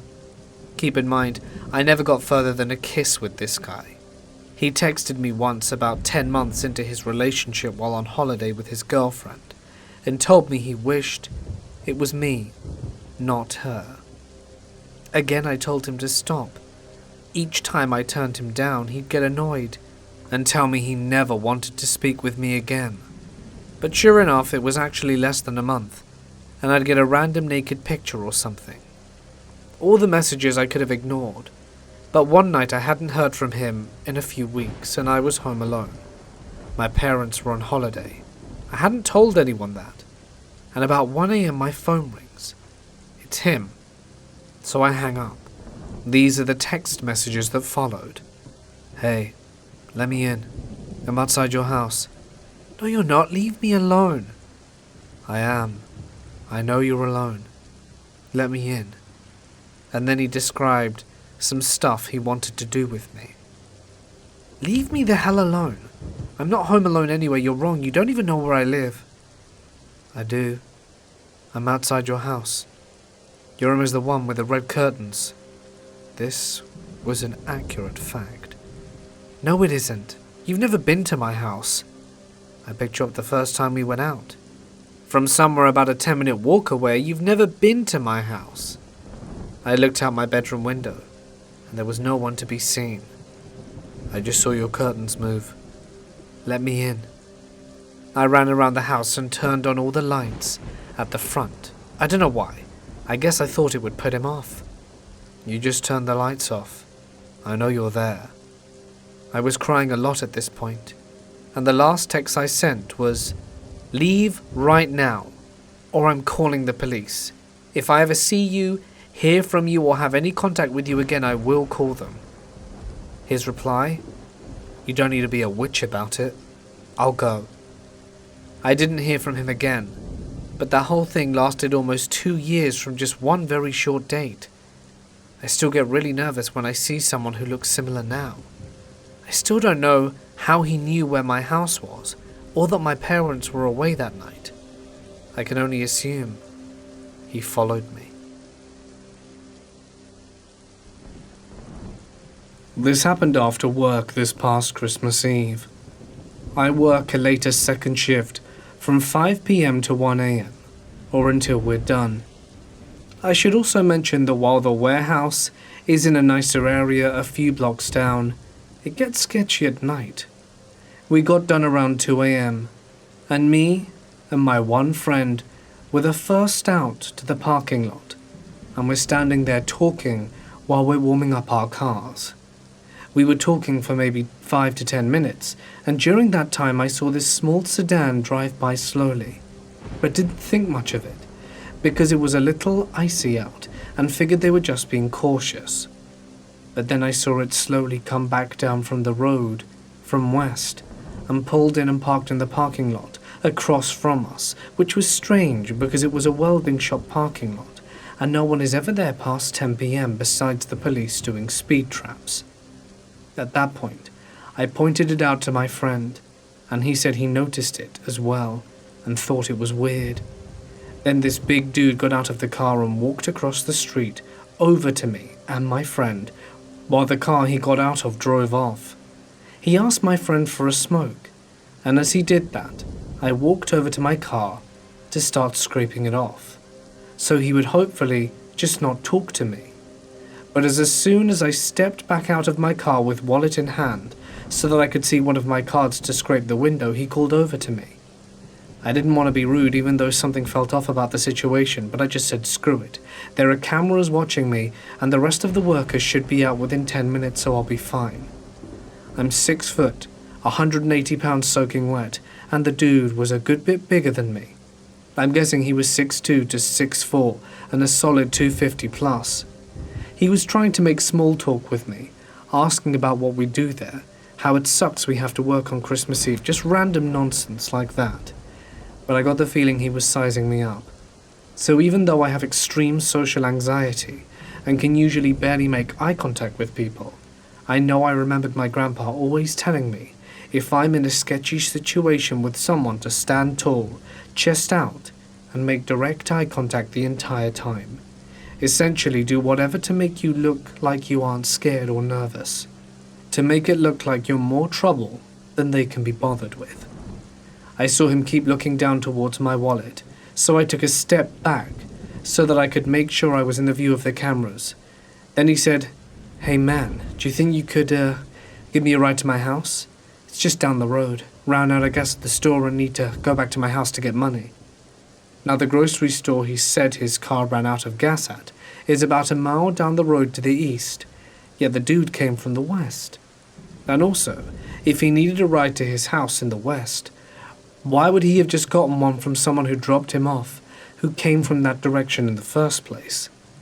I then remembered reading online somewhere that around the holidays people would do whatever they can to get someone to give them a ride, and then force them to take him back to their house and rob them. At this point I'm like, screw this dude's trying to rob me. So I walk back towards my car since I know I have a giant utility knife under the seat, and tell him I'm good and to please get off company property. And he was like, "Come on man, it's Christmas Eve," while looking visibly pissed, And I said, "Dude, that sucks. Get off the property." At this point I'm in my car, and he can see me reaching under the seat, at which point he turns and walks away, and disappears in the alley block. I then go over to my friend's car, tell him what happened, and he says the dude was trying to get him to give him money for smokes, and then he tried to get him to give him a ride to the ATM. 2 days later, a picture of the same guy is on the local police department's Facebook page, asking for information on him, because he was wanted in relation to a string of armed robberies that happened during Christmas week.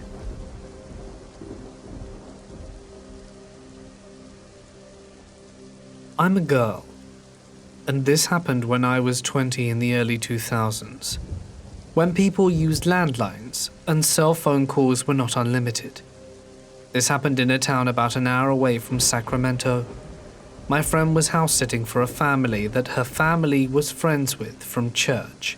She was to house-sit in the country, just outside of town for a week. They had animals like cats, rabbits, a donkey, and a horse. The family also had dogs too, but the family took dogs with them. My friend was in charge of feeding the animals and watching the place. She didn't have to get the mail daily because they had this metal lockbox-style mailbox down their long driveway. They didn't have any neighbors for miles, just fields of alfalfa, cattle and corn, so I guess the lockbox was for safety. Towards the end of the week, she asked if I wanted to spend the night and keep her company. I thought it sounded fun. I had moved out of my aunts and uncles and gotten my own apartment, so I told her I'd pick her up on the way there after I got out of work. We got there around 9:30 p.m., grabbing dinner on the way. We went into the barn first thing and fed the animals. It was late for their dinner, and they made their hunger known with their animal noises. We made sure they had water, then went inside.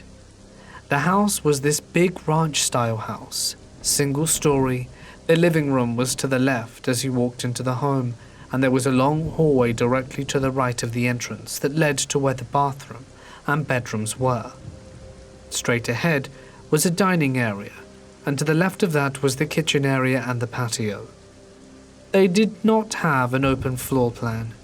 In the kitchen on the opposite side of the dining area was a long hall that had several doors. My friend explained that the wife ran daycare centers out of the house, and these rooms were play areas for the kids she took care of. We didn't bother going over there because we had no interest. We watched some TV, ate our leftovers, and talked about the people we knew. As it got later, she turned on the house alarm and said she didn't like sleeping in other people's beds, so she'd been sleeping on the couch, then offered it to me. She would sleep on one of the two huge recliners that reclined so far back it was almost flat. The chairs were really comfortable, so I said I'd take the chair. I went and laid back in a chair with a blanket.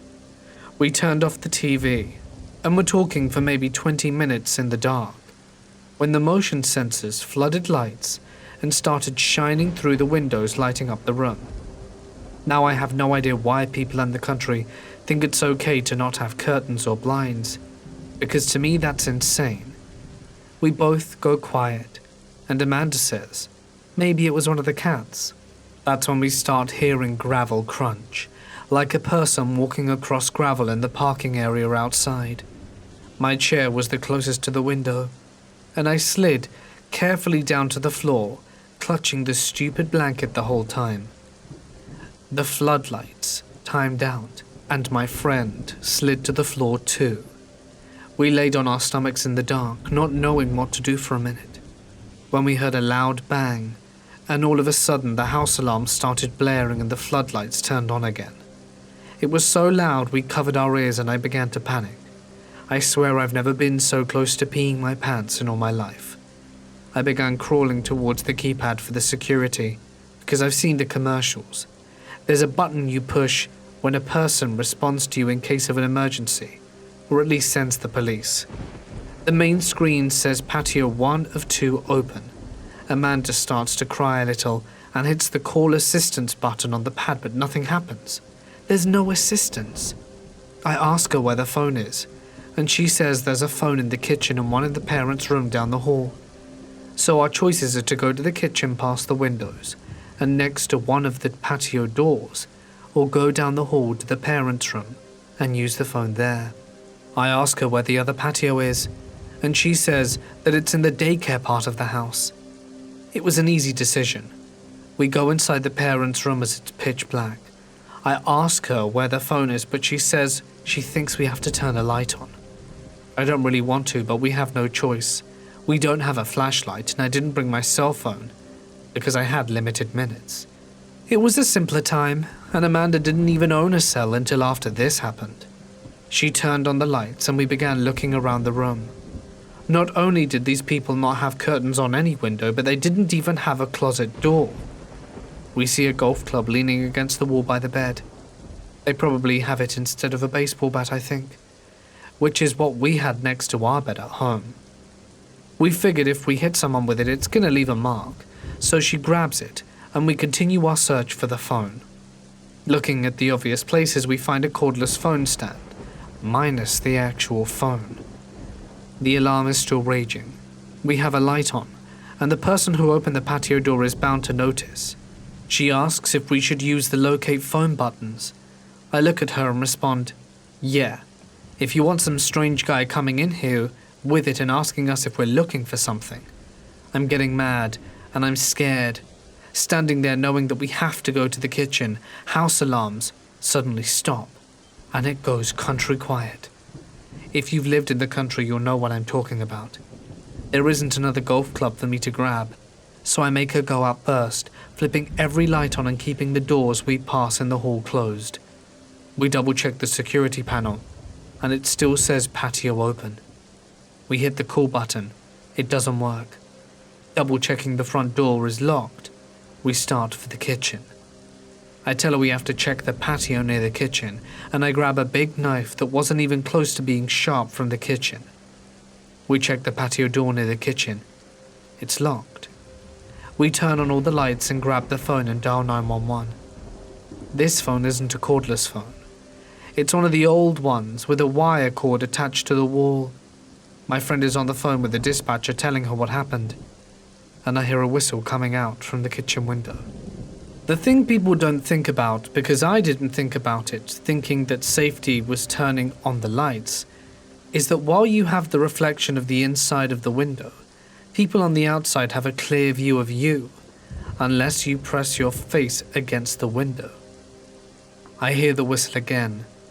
It sounds like someone's trying to get someone else's attention kind of whistle, but I don't see anything outside. I'm not pressing my face to the window to see if I'm the person they're whistling for. My friend is still talking to dispatch and crying and saying she doesn't have the address to the house. She hands me the phone and I say, "Hello?" The dispatcher lady, who sounds annoyed, tells me she needs an address to send police to. I ask that she trace the call and she says something like, "You're house sitting and you don't even know where you're at?" Scared, angry and overwhelmed, I hand the phone back to Amanda and start looking for something with an address in the kitchen. I'm looking in the junk drawer, on the counter, the fridge, keeping my eyes down the hall that has the daycare rooms, knowing that on the other side of those doors is a patio that was opened. Amanda tells the lady that she doesn't pick up the mail because of the lockbox, and then a few seconds later removes the phone from her ear and stares at me with a blank face. I ask her if they're tracing the call because I can't find anything with an address. She responds, "She said I hope the police find you in time," and hung up the phone. I was now really scared and angry. We knew that there were people outside. We knew that the patio door to the daycare area was open. We did not know what to do. We stood in the kitchen silent for what seemed like forever, but was probably just a minute. We picked up the phone and dialed 411. I told Amanda that they would have the number to the police department. As calmly as I could, I explained what happened to us to 411. I included the 911 dispatcher and said we really needed the phone number of the town's police department. And we heard a huge metal bang outside the kitchen window by the patio door. It sounded like someone had dropped something metal and heavy. Amanda started to cry. I couldn't hold in my fear anymore and began crying too. The 411 operator said they were connecting us, and would stay on the line with us after getting pissed at the 911 dispatcher on our behalf. A police officer answered the phone, and the 411 operator started explaining what was happening. They were asking to disconnect once we had established connection. The police asked a few questions, and we heard the whistle again and light flooding around the house. I was too scared to look outside, and we had never turned on the patio light because we had to walk past the patio window to get to the switch. We told the policeman on the phone about the whistle, and he said that there should be several policemen showing up shortly and to stay on the line. We were just outside the town limits and knew that it might take a few minutes. Having an officer on the phone made me feel a little better, but I was still really scared. He told us that the police arrived and were coming up the drive. The policeman said to put down the phone and open the door, so I did. What I saw was a police pickup truck with spotlights flashing into the pasture that ran along both sides of the drive. 2 officers, not with handguns, but with shotguns, walking slowly beside the truck as it came up the long drive. 4 officers approached the house asking our names. One went to the phone and said they were here and hung up the phone. They ordered us to stay in the dining room and began searching the house and property. One by one they returned. The last one came back in through the patio door by the kitchen. He said he had searched the barn, and the horses scared him, and the horses also looked spooked. He asked what other animals were in the barn. They told us they didn't find anyone in that daycare patio, and it was not locked. There was, however, a broom handle in the track to prevent it from being opened too far. I looked at the patio door that the officer entered in, and saw there was not a broom handle in the one. Then I felt dumb because he just walked through it. They lectured Amanda about not knowing the address of the house she was supposed to be responsible for, and other stuff I don't remember. After finishing statements, they said they'd stick around and look, and if we wanted to leave, we could. They could lock the bottom lock, but not activate the alarm, and we were cool with that. We were out of there so fast, we got in my car and went to her mum's. Mentally exhausted, we fell asleep, and I went to my office job the next morning. She said she really didn't want to go back to the house, but had to feed the animals their breakfast. Her mum told her to take her sister, and she did. That afternoon, she called me at work. She was really nervous and began telling me that when she went into the house, there were footprints in poop on the carpet. I said it was probably the cops that checked the barn. She said she didn't know or pay attention. She also said that when she went to the barn to feed the water to the animals in the morning, someone had tied all the rabbits' legs together in their hutches. They had 10 rabbits. The kids used for 4-H. Amanda then continued to say there was a note with the word lucky scribbled on the back of a pizza coupon she thought came from the refrigerator door because all the flyers were missing a coupon. It took a while for them to untie the rabbits, and Amanda asked her mum to find someone else from the church to finish house sitting. She wasn't going back. She also told the officers what she came back to, but no one was ever caught, and the police never called to update us. This happened to my sister about 15 years ago, when she was in high school and I was in middle school. Our mum worked as a house cleaner and always became good friends with everyone whose home she cleaned. One of the homes was owned by an older couple who had no kids but had a huge house and a really nice pool that they always invited me and my siblings to come swim in. The husband worked as the COO of a large airline company, and they lived in a really nice neighborhood with a large lot of forest of trees. When you were in their backyard, you couldn't see any other houses at all, just trees. It felt really secluded and almost spa-like, with a waterfall and a short iron fence, so you had a good view of it.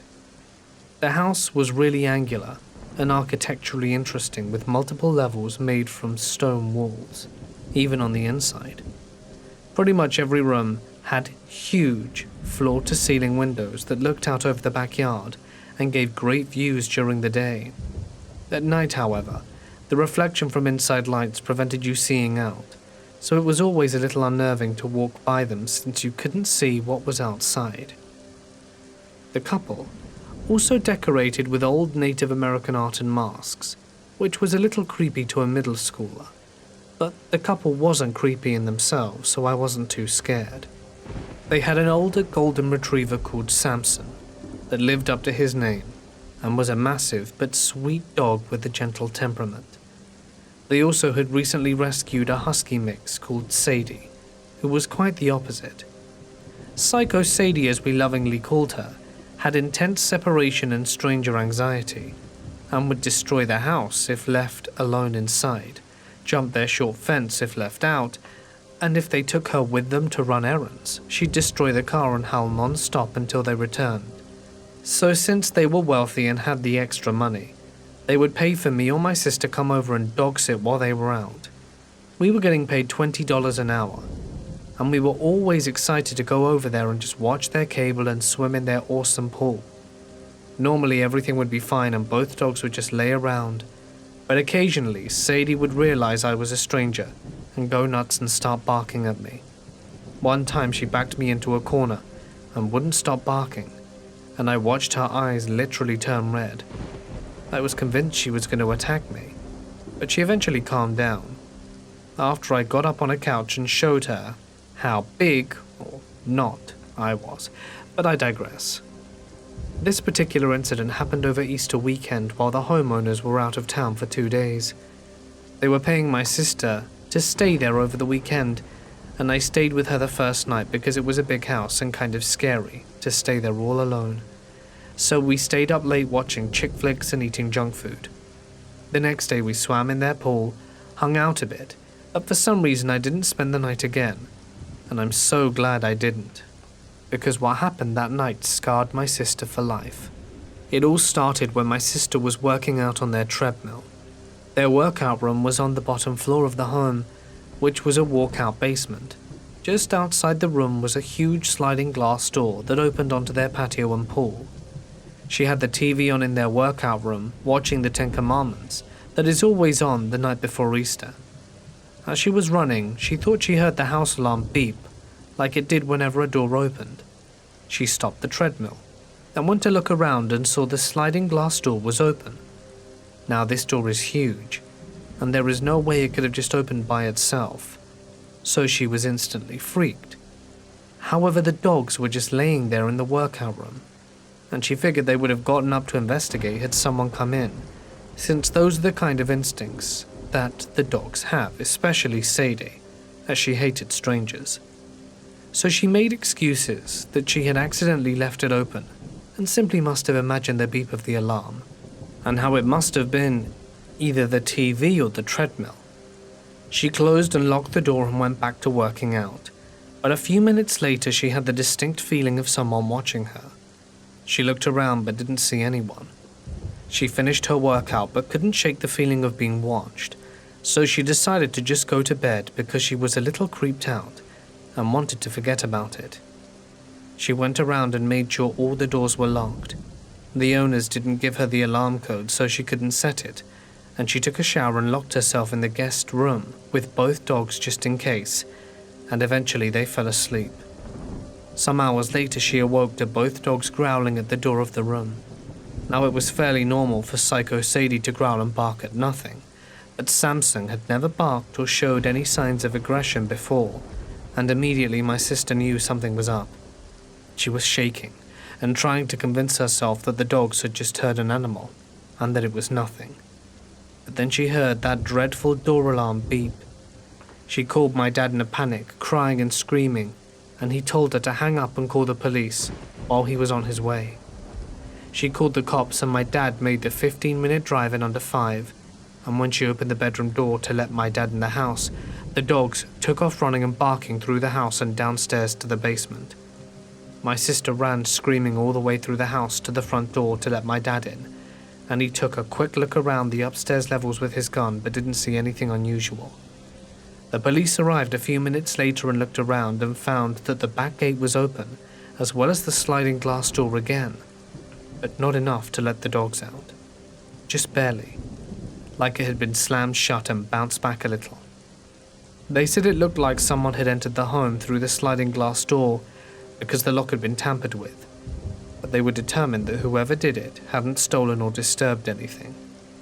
When my dad asked why someone would break in and not do anything, especially with the dogs locked up, the police said that they had been notified by the homeowners earlier that month that the husband had received a death threat because of some decisions he made at his job that put a lot of people out of work. They had gone to the police about it, but didn't bother to tell my sister to keep an eye out for anything suspicious. Thanks a lot for the heads up. Needless to say, we never dog sat for them again, and they moved out of state within a few months because he lost his job, and he deserved it. Worst spa ever. My husband works a rotating schedule, so sometimes he works night shift, another time he works days. 2 days ago he started his night shift rotation. I always feel uneasy at home when he's not here, even though we live in the country and it's supposed to be safer. Around 9:30, Friday night, I was doing my dishes. My daughter was watching TV and my dogs were sleeping. I had just turned the sink off and I heard our screen door open. It makes a swoosh kind of noise when it opens and closes. We have a little entryway between the screen door and the main door. A few seconds after I heard the screen door, I saw the main door handle turn all the way down. It had an electronic keyboard lock, so the handle turns even when it's locked. I feel so lucky that I remembered to lock it. Immediately the dogs started acting weird. They're running to the windows trying to look out and they're growling and barking.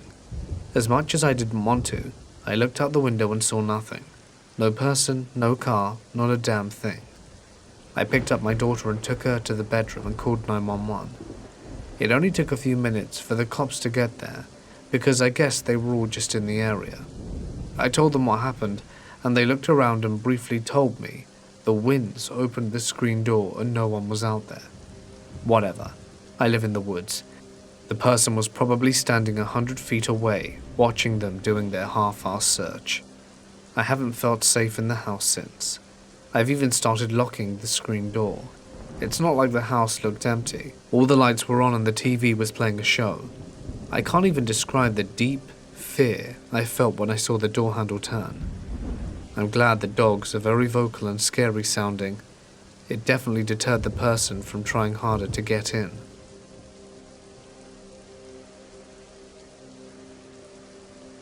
This happened in the year of 1989, when I was 9 years old.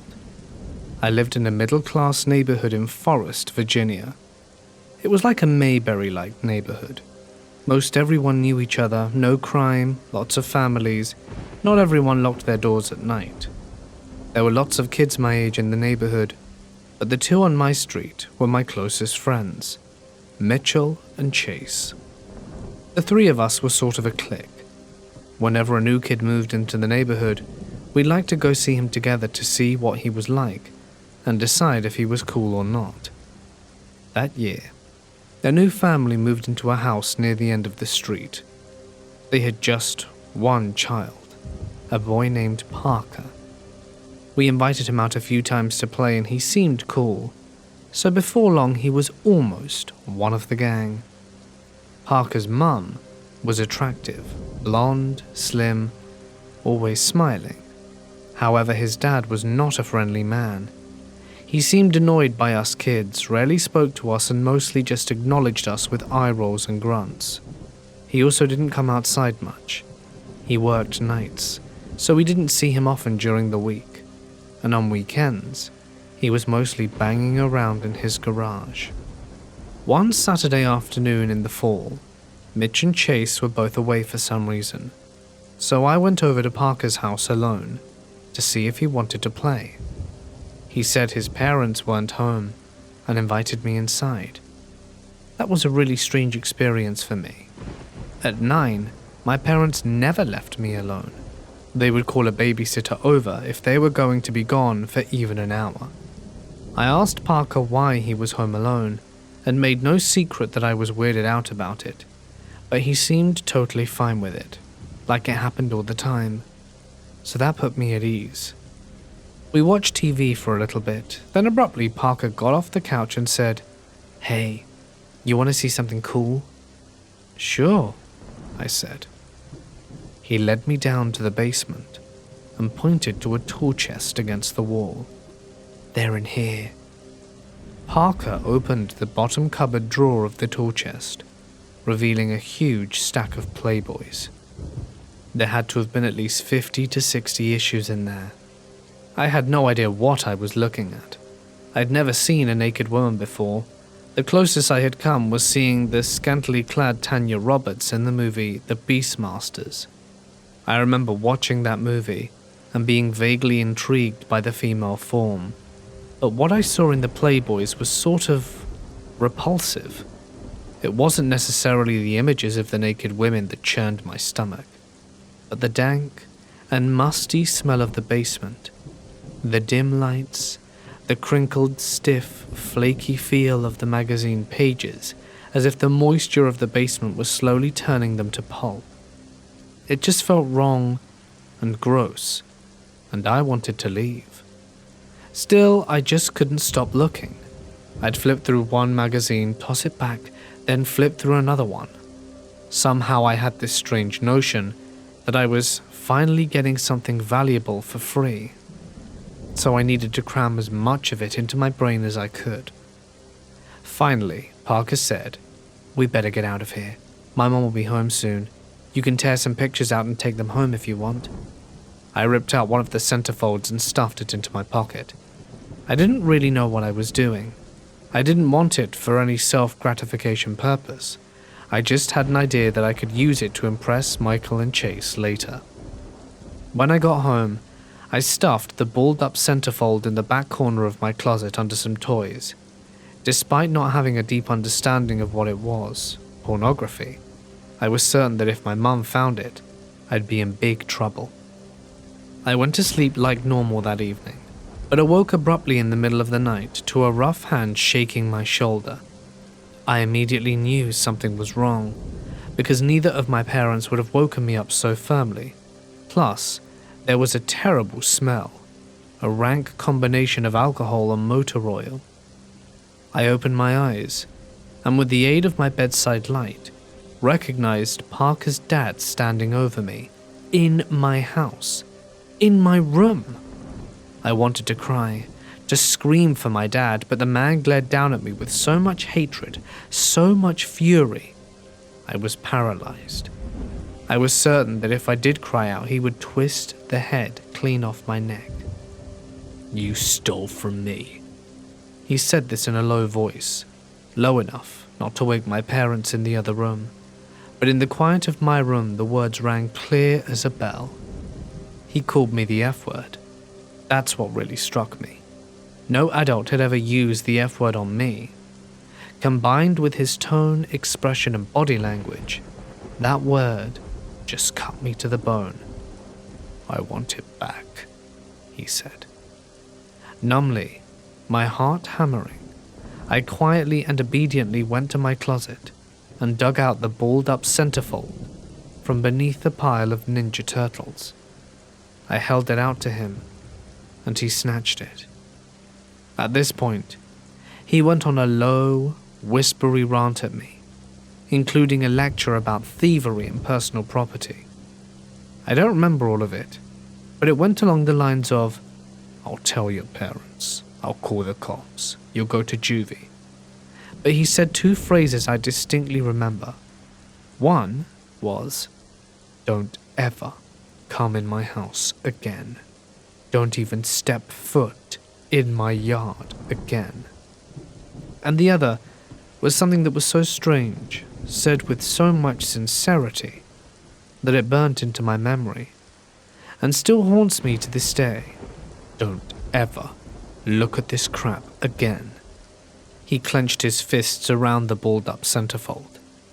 "It will turn you into something you don't want to be." Then he turned and walked silently out of my room. I was so creeped out about how silent he slipped away. Our floors were carpeted, but he literally made no sound as he disappeared down the hall into the darkness, like some malicious Santa Claus. It was like he had lots of previous practice at sneaking around, which I found even more disturbing. When I thought back on the incident during the following years, It was that sneaking which haunted me most of all, even more than the lecture and the threats. How quietly and stealthily he moved, like the Grinch in the cartoon, but not with that big cartoony stride. Like I would never be safe from him no matter where I went in life. Like any time I went to sleep, he could just appear right there, without a sound, and I'd never hear him coming. The aftermath of this story is a whole story in itself. I won't get into all the details, but just summarize it. No sign of forced entry or evidence of him being there was ever found by me or anyone else. I never told anyone until I got really close to a few good friends my freshman year of high school. My parents never found out about the incident. I was convinced that I would be in so much trouble if they ever found out, that I just figured it was better to live in fear than face the consequences. Obviously, Parker's dad never mentioned it to either of them, but of course he wouldn't, that trespassing creep. I'm 35 years old now, and have a good relationship with them, but I still can't bring myself to tell them what happened that night. I was emotionally damaged for a while. I had fear and anxiety, and shyness issues. My grades slipped badly that year. I had a hard time sleeping at night after that, and was tired all the time because I had chronic nightmares. My parents got me some prescription sleeping aids, and I couldn't sleep in the dark again until I was at least 15 or 16. I always had to have a lamp on my bedside. I couldn't go near Parker's end of the street from then on, much less in his yard or house. If my parents drove me by the house, I would simply point my head towards the opposite side of the street and pretend to be looking out the window. My family moved 2 years later in 1991, and I never saw Parker again after that.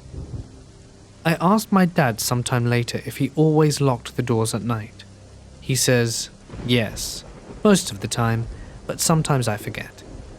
I asked him if he made sure all the windows were locked at night, and he said that no.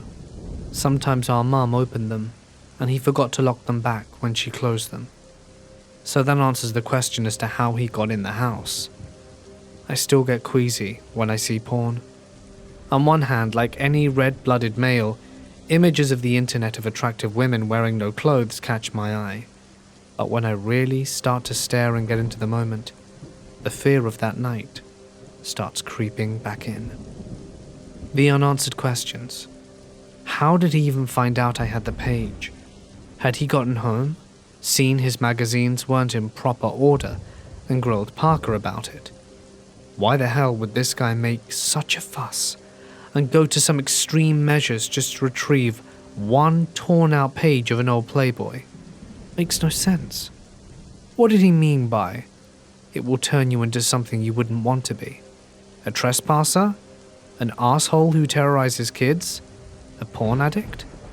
Was what he did to me that night, in some weird-ass way, his twisted attempt to try and do something altruistic to me?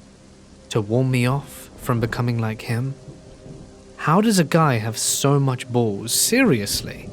My parents were asleep, one room away. My dad was a big dude, bigger than him, and my dad would have thrown that man right through a wall if he had caught him in my room in the middle of the night. Regardless, malicious Santa Claus, overprotective porn collector, terrorizer of children, and source of my nightmares, and scar on my childhood. Let's not meet again.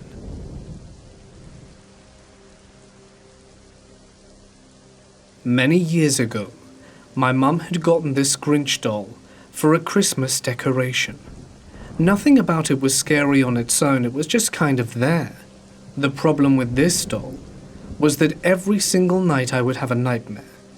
In these nightmares there would be some strange story, just like any nightmare.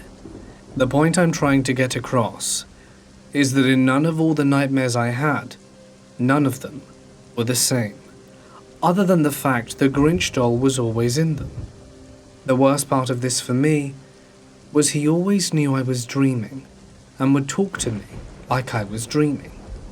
Also, he was never really the antagonist in any of my dreams, but he was always there. In some cases, He would help me get out of the dreams, and sometimes he would just sit there. But get this. Whenever Christmas was over, and my mom would take it down, the dreams would stop. This happened for a few Christmases. 2 years ago, I told my mom I really didn't like having it up, and she took it down as easy as that. Last Christmas, I was visiting my sister for the holiday period. At some point, I was playing with my nephew in his room, when I noticed the doll on the floor. This is not strange at all, because my mother had a box that she would will with things we didn't need anymore, so she could give them away. Anyway, I remember having a dream again, and sure enough, he was there. Just the other day, my friend asked me if I believed in ghosts, and I said no. She was shocked and said, "Have you ever had a paranormal experience?" When I told her this story, she said I should ask my nephew if I can have it just to prove I'm right. How disgusting would it be if I asked for it back, and he told me he got rid of it for the same reason?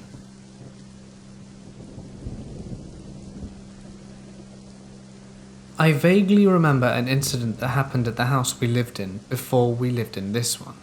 My dad was looking after us while my mum went to a concert. I woke up in the middle of the night to people talking loudly.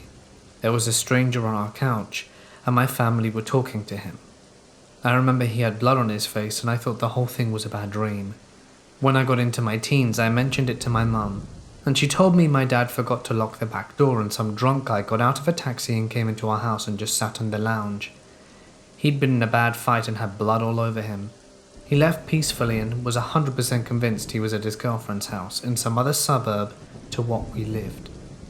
It freaked me out when I heard that.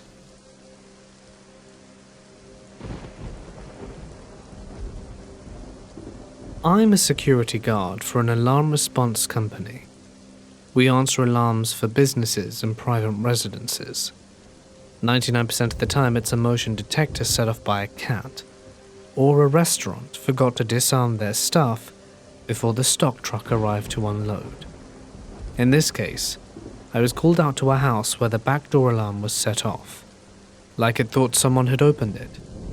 The owner was out of town, but she was alerted by her app and had her mother meet me there.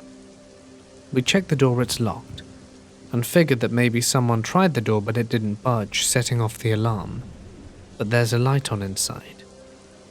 The mum mentions this to her daughter on the phone, and the daughter says she isn't sure if she left the light on or not. It's a good idea to make people think someone's home, but she just isn't sure. That gave me a bad tingle. The mother wanted to go inside to check, however she didn't have a spare key. The neighbor did, but they were asleep, and the mum didn't want to wake them. So I fill out my papers and go back to my normal patrol route. An hour later, the same home sends an alert out. I'm the only one in my city zone, so I answer it again.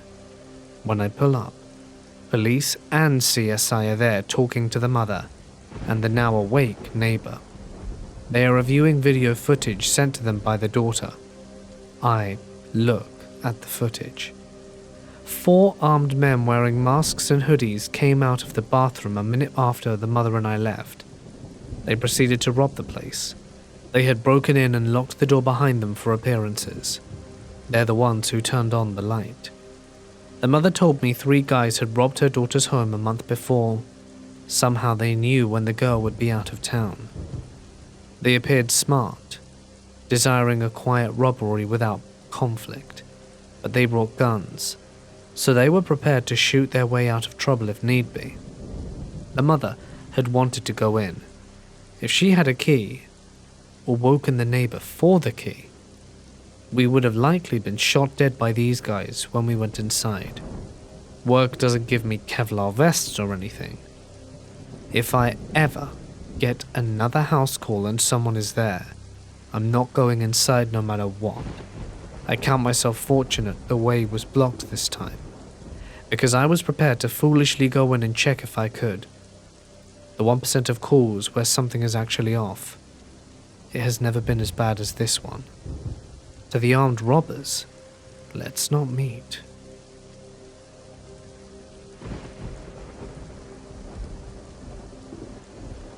When I was in college out of state, I stayed up at a college over the summer subletting for a friend with some friends. Good times. I was working a late afternoon shift, so I was home at around 2 p.m. during the day and living with a bunch of college friends people.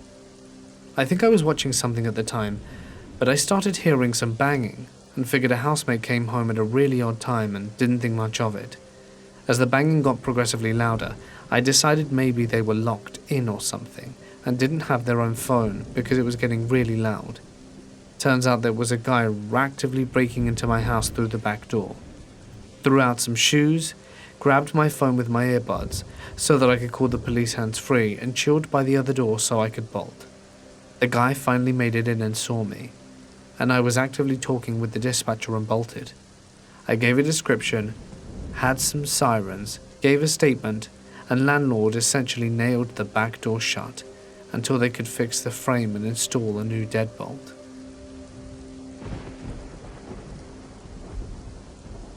My sister's boyfriend's sister, yeah, you heard that right, lived in an apartment with a few of her other girlfriends.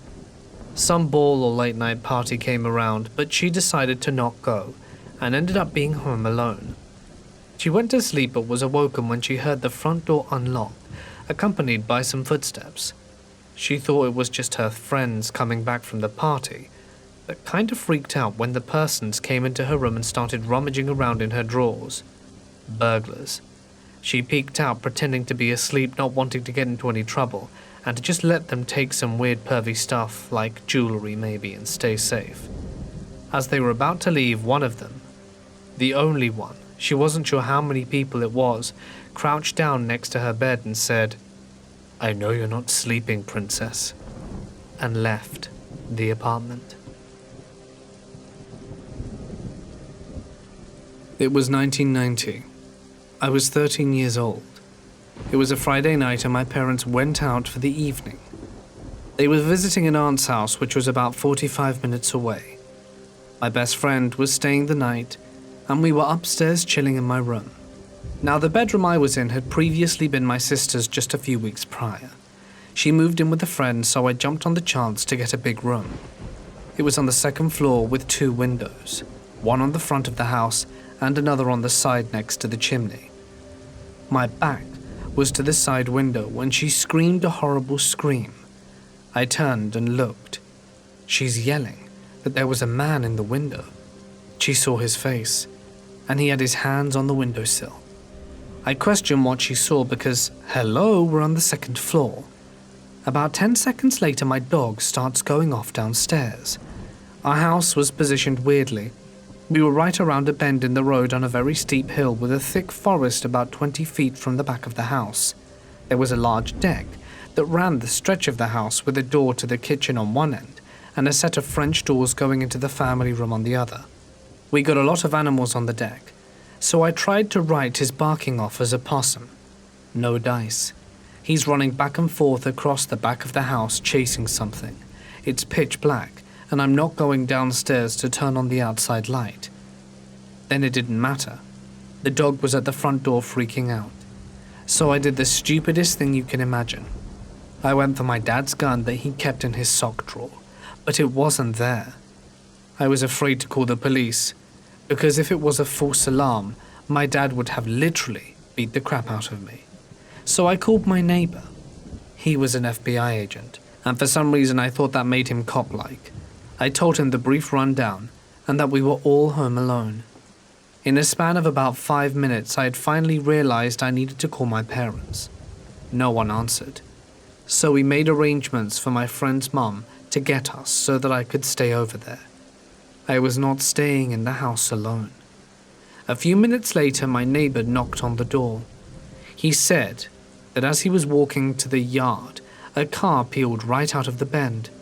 There was no street parking, so whoever it was didn't live nearby. There was also a parking lot across from where they were. He said he would talk to my parents when they got home and would look around the yard the next day. Finally, my friend's mum arrived about 20 minutes later. I left a note, loved my dog, locked up, and took off. The next day, my dad was pissed.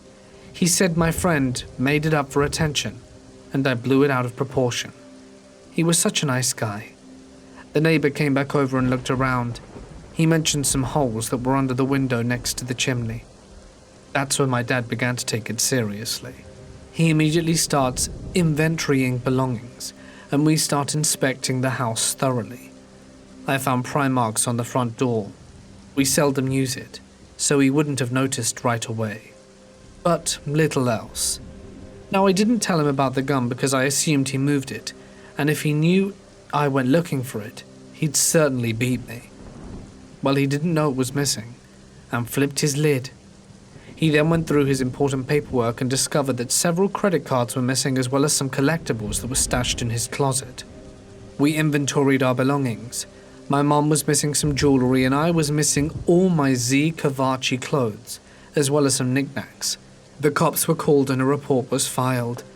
It took a few days, but he was able to get his info on the charges made to one of the cards. It took a week to get all the statements. There were charges for jewelry, clothing, alcohol, and the one that stood out were lots of baby supplies, including a crib. All the clues led to one person, an old friend of my sister that she had recently started hanging out with again. She was pregnant.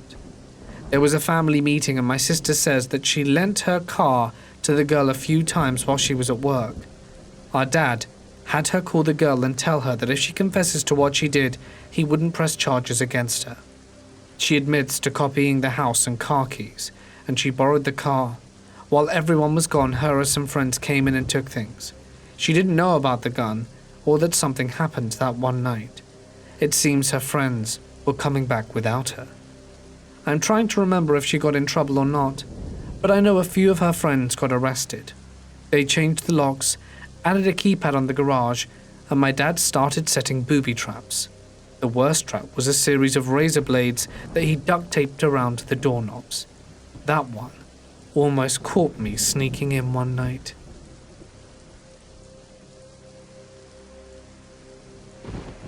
I live in a not so large, not so friendly block of flats. Well, it's really more of a converted old Victorian house, which is now modified into 5 small flats per block, with there being 4 blocks and me living in the second one. Just for some context, the main door is really crappy and still hasn't been replaced even though the entire building has been refurbished. This is the case despite the landlord promising it would be done by New Year. Anyway, this door doesn't lock when you close it. It has to be locked manually either by the key from the outside or by the twisty lock on the inside. Unfortunately, the people who live around me can be, well, let's say rude, and that's putting it kindly. They're always blasting music until late, setting off the fire alarm which is linked in every flat, and it's super loud and annoying. I'm smoking inside most of the time. However, the most annoying thing, always, and I mean always, is leaving the main door unlocked. This was nothing more than annoying up until very recently, when something truly horrific happened as a result. It was a Thursday night, and as usual I was getting ready for bed at around 11 PM. And as per usual, despite it being a weekday, one of the surrounding flats in a different block to mine was throwing a party. This was annoying and unfair. Come on guys, for real, who throws a party on a Thursday? I mean, just wait for Friday. Not only that though, it's supposed to be lockdown, so while other people can't even see their families, me included, you get to keep everyone up. The music was noticeable but not super loud from the comfort of my bedroom, thankfully. So I do what I always do when I go to bed. I put on some scary stories to help me chill out and sleep. So I finally managed to drift off at around midnight, and I awoke for the first time at around 2 because of the music. So I growl and begrudgingly get up to go to the bathroom, as I thought I may as well as I'm already up.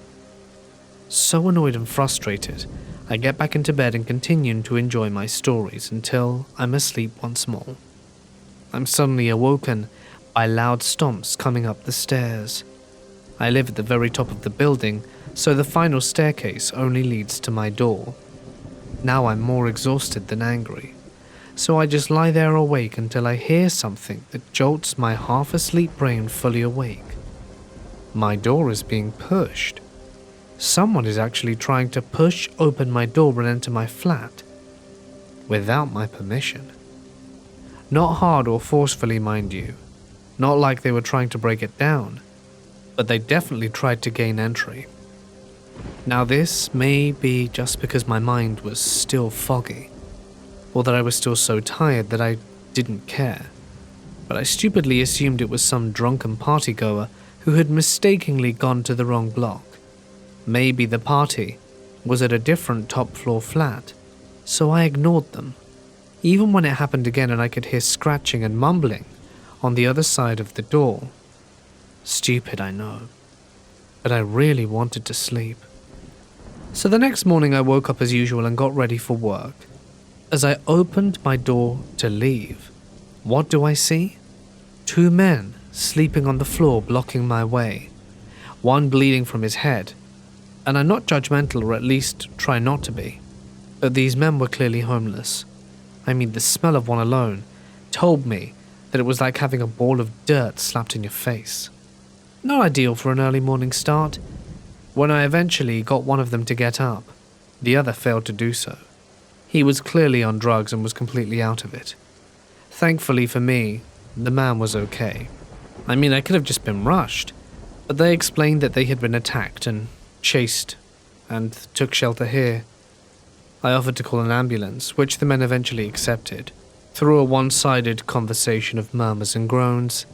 So I stepped out to get a better look at the man on the ground, and as I did, the other stepped inside my flat. I stared at him with our eyes locked, and he came right back out without incident as I locked my door. The ambulance eventually arrived. I had to dial 999 as there was no one manning the non-emergency number, probably because of the current pandemic, and I went to work. Informed the landlord, and he would warn the other people living there apparently that they must keep the door locked. But of course every morning I get to work and the door is wide open without consequence. But the real kicker is that because the guy was bleeding and homeless, I didn't want to clean it up myself, so I had to get a professional cleaner to do it. And when I asked for my landlord to chip in, he ignored me for a few days, and when he eventually got back to me, he said, "It's only on the walks." Brilliant. So I ended up paying the whole thing myself because I just didn't feel comfortable with it being around me. Now I do not believe those men had intentions to hurt me, but what if I hadn't have locked my door? What if they had have gotten in? When people are desperate and opportunities present themselves, you really don't know what people will do. 2 of them, 1 of me, alone, asleep, vulnerable. Pretty scary when you think about it. This happened my senior year of college. I lived off campus with 2 roommates in a townhouse called Natalie and Katie. Katie was out that night doing homework in one of the school buildings, and I was awoken at 3 a.m. when I heard some knocking on the door downstairs. I thought that was weird considering the hour, but I figured someone had the wrong place and would realize and leave. The knocking didn't stop though, and I lied in bed for a good several minutes thinking, yeah, they'll go away now. They'll go away when they get bored. As one might expect though, I started to grow confused, and then kind of freaked out by this person's persistence. The knocking turned into banging, and I couldn't ignore it any longer. Honestly, I should have probably called the police that instant, but it was the middle of the night, and I was just confused. So I headed to the top of the stairs to see Natalie standing near the door staring at it. Her room was on the bottom floor, and she had just walked up to it. We exchanged a baffled look, because what the hell, it's 3 a.m. This is weird. Natalie called out, and she asked them who they were and what they wanted. "We're Katie's friends," said the voice on the other end, who sounded male and about our age. "We know her boyfriend, and we've heard she was feeling down, so we came to surprise her." That was a really weird story, but thankfully Katie wasn't even home, so we both informed them of this. "Katie's not here, she's off doing something else." Good, they're gonna leave, right? They came here to see Katie, she's not here, they're gonna leave, and we want to go back to sleep. "Just open the door." I know. If I hadn't called the police before, I definitely should have done it now. It was weird though. That night I realized why people do stupid things in horror films. Not only had I been woken up out of nowhere, but it feels surreal to be in a situation like this. Like there's no way you could actually be in any danger. That only happens in horror movies and true crime documentaries, and in questionable creepy online stories. It could never happen to me. I'm just a random, ordinary, boring person going about my business. I don't need to call the police. I'm sure everything will work out, be cleared up, and everything will be fine. So yeah, Natalie and I did the stupidest thing and tried to argue with them. We told them that again, Katie wasn't there, and that there was no need for them to stay. Eventually, Natalie asked what their names were. Throughout the encounter, we made out two very distinct voices, but only one gave us a name. And I texted Katie, asking her if she was friends with someone of that name. After a few minutes, during which we were still arguing with the stranger, Katie replied, "I am, but I don't think she knows where I live." That wasn't good. But even worse, she? The person on the other door had a male voice, so this was a real name, but not the real person. Whoever this was knew stuff about Katie, like who she hung out with. I told Katie to stay where she was and to not come back, until we told her everything was okay. Finally, we told the guys that if they didn't leave, we were going to call the police. No, don't call the police. Okay, if we wanted to do something bad, we would have done it already, right? Yeah, that's the last bit that wasn't helping their case. Just open the door, okay? The attempts at reasoning with them over the balcony devolved into them telling us to just open the door over and over again, until we finally actually did call the cops, and we hid in Natalie's room and dialed 911, and explained what was going on. Thankfully, there was a police station nearby, so it wouldn't take them long to arrive. Unfortunately, I had made the mistake of heading back into the living room and yelling through the door that we'd called the cops, but contrary to what you might think, that actually didn't seem to scare them at all. They seemed only mildly upset and kept arguing. To this day, I can only assume they didn't believe us. Then, we heard a neighbor's home door swing open, and a very pissed off man start saying, "If you don't leave right now, I'm calling the cops." For whatever reason, that was what made them freak out and leave. The police did arrive and we told them the whole story. Natalie revealed that a couple of times she had barely peeked through the blinds of the window close to the front door, and she noticed that there were two guys, but only one of them was ever at the door at a given time, and they would switch, one by one, sitting in the driver's seat of a parked car out front, presumably for getaway purposes. So that's reassuring. They also hadn't looked drunk, according to Natalie, and they definitely hadn't sounded as if they were. There wasn't much the police could do besides sweep the area a bit, but they told us that if the strangers showed up again, to immediately call instead of engaging with them. One of the officers did give us some self-defense tactics and told us what kind of household items and chemicals would be best for self-defense. After making sure everything was okay and reassuring us, they left, and we eventually called Katie and told her the weirdos were gone. She arrived and was understandably shaken. We sat down and asked her who it might have been. She did know people who had come to the apartment, so someone, certainly, but Natalie hadn't recognized the guys outside as any previous visitors. Worse, it turned out that not only did they know Katie's friend's name, but they also claimed to know her boyfriend, even though he didn't live in the same state where they were going to school. She swore up and down that she didn't know anyone who would do that to hurt her. But by the point it was around 5 a.m, so I didn't even bother going to sleep, since I was going to a workshop that morning, and I told a lot of my classmates the story. It freaked them out too. And the entire day Natalie and I jumped at every unexpected noise, every shadow, every random movement. That night it was hard to sleep. I expected to hear knocking. Thankfully they never came back, ever. But that almost makes the thing more unsettling. I'll never know what they wanted that night. Did they think we were hiding Katie? Was she seeing less than savory people in secret? I guess we'll never know. I try not to let it bother me, but I wish I knew if my life were in danger that night. I have the feeling it may have been. After all, they weren't wearing face coverings, so if they wanted to commit a crime, They may want to get rid of the witnesses, but despite of how much I knew, random strange men who insisted to let me in? Please, let's not meet.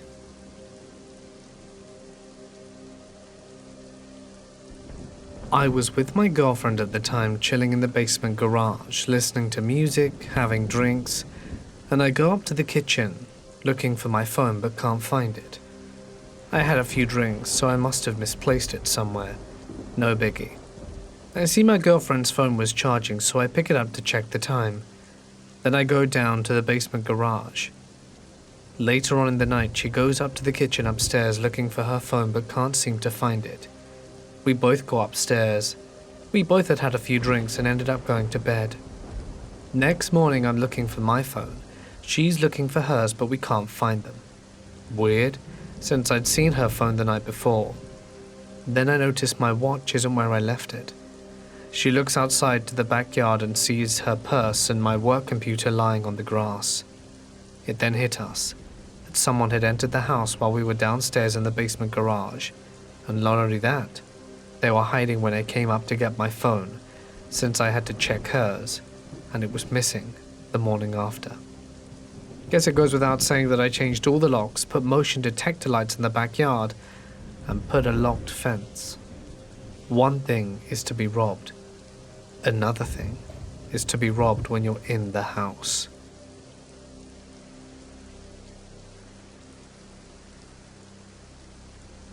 My dad told me this story once. One night, his friend is drunk at a bar down the street from where my dad lived. He called my dad at 2 a.m. and asks if he can walk to his house and sleep on the couch because he was way too drunk to drive. My dad says it's fine and tells him the front door is unlocked. The next morning, my dad wakes up to go to work and his friend is nowhere to be found. He figures he got a ride home or waited somewhere else to sober up instead. When he goes outside, he sees 3 cop cars in front of his neighbor's house. Apparently his friend forgot which house was his. He walked into the other house, stripped down naked and went to sleep on their couch. The neighbor's kids found him there next morning. My dad corroborated his story and they didn't press charges because the neighbor recently lost a close friend to a drunk driving accident.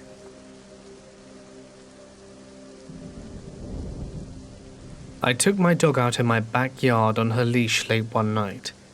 I had turned off the motion sensor light several days before, so it was pitch black back there, and my eyes had not yet adjusted.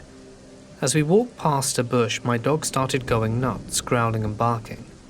I let her retractable leash out a bit and all of a sudden I see movement in the leaves. Something very large slowly started crawling out towards me and getting up. At first I just thought it was a big dog, but it was too large. My heart started pounding in my chest as it continued getting up higher and higher, now to the height of a deer or larger animal. As my eyes were adjusting to the darkness, it appeared human-like.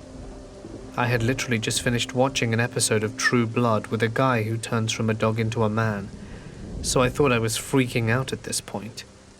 Once the creature is standing fully upright and stumbling forwards, he starts speaking. "Keep your dog back." At this point I realized it's a man who was hiding or passed out in my bushes. My adrenaline and fear are so strong I put my arm up to his face. He staggers and stumbles and puts his arms up to protect his head, all the while apologizing and trying to keep back from my dog. I demand to know what the hell he's doing in my yard, and he begins crawling around, telling me he lost his keys back there and was looking for them. I walk towards him to kick him, and he slowly stumbles out of the front of my house and down the street. I went inside to call the police and spent the rest of the night making sure he did not return.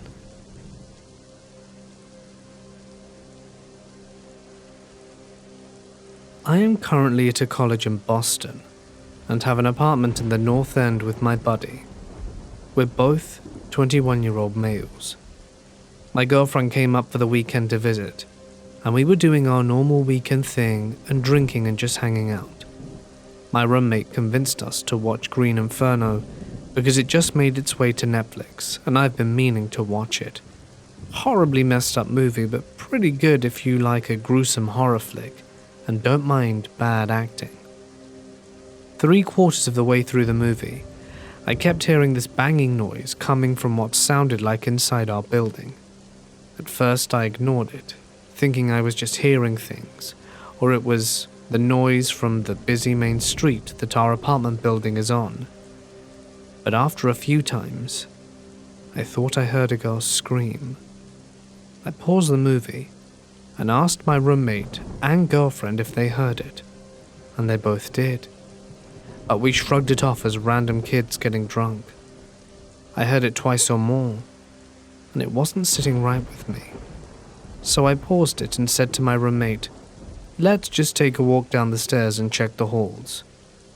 We left our place on the 4th floor and headed towards the stairs, where we saw a man who looked to be in his mid to late 20s sitting on the stairs outside an apartment, and he looked like he was a mess.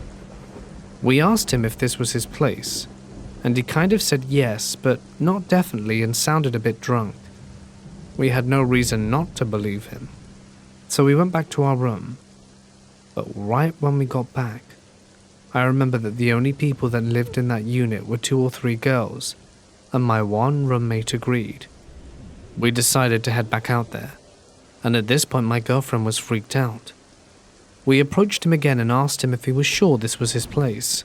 He stood up and said yeah, and proceeded to aggressively bang on the door multiple times. When he stood up, I immediately noticed the poop stains on his white jeans and pointed it out to my roommate. We are both in shape guys and realized right away if anything needed to happen we could easily take this guy on. At this point, we both said that we think he should leave, because it clearly wasn't his abode.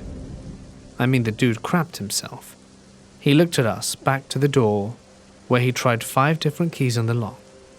Obviously none of them worked, so we again firmly told him to leave the building. The whole time he really didn't argue with us and never gave us a firm answer, further proving our point that he was messed up and didn't belong here. At this point something must have clicked in his head. He started heading down the stairs, with us closely in tow, making sure he left, while plugging our noses and gagging on the stench of his crapped pants. When we were in sight of the landing at the base of the stairs, the sight we saw made our stomachs drop. We saw a phone with earbuds on the top shelf that sits there, a hoodie strewn across the floor with a mask a few feet away, a satchel looking like bag even further away, and a package that I had seen in the lobby earlier. As soon as I saw this, I thought the absolute worst, and it looked like a struggle had taken place. I then asked him in an aggressive tone what he did, and I could tell he was scared now. He refused to answer me and tried to bang and open the apartment on the 1st floor, claiming that it was his place. He then went to collect his things from the floor, and just to make sure, I made him unlock the iPhone in front of us to prove it. It was Touch ID and he opened it. We did not like the way he was acting, so he kept insisting he should leave, as he formed answers back that were barely English. After that, he proceeded to walk towards the back of the building in a rather brisk pace. There is a tighter staircase at the back which leads to all floors, as well as an alley out the back of the building. This is probably the strangest part, as very few people knew about this exit to our building, but he headed there with speed and confidence. My roommate followed close behind to make sure he left, and shut the back door firmly, as once it's shut it can't be opened from the outside. I was far back, gagging on the stench. After this, we went out the front door together and walked around to the back door to make sure the man was gone. We slipped a note under the door of the girls saying we saw a man and made him leave, and to come knock or text us if they need anything, as we wanted to make sure they were okay. Luckily, this man left without any problem occurring between him and my roommates, and, as I imagine, that definitely could have ended in an ugly manner. We knew girls lived there, and this man was giving off terribly creepy vibes. We aren't oblivious. I knew there was a strong chance he had ill intent with these girls, so we needed to act. To the creepy man who was terrorizing the girls, please let's not ever meet. And you might want to pick up some adult diapers. So, it turns out the girl who lives in the apartment was luckily not home when this all went down. She ended up texting us, so we explained what happened, and she was very freaked out. She called the landlord who got us to get our story, and she believes it could have been an old tenant who was subletting over the summer that constantly got locked out. He would come back drunk, bang on his door, and one time it actually broke down. It's hard to me to think it was the same guy, as he didn't start banging on the door until after we mentioned we knew a girl lived there. Also, this apartment is a floor above, and in a different spot than the one the old tenant was in.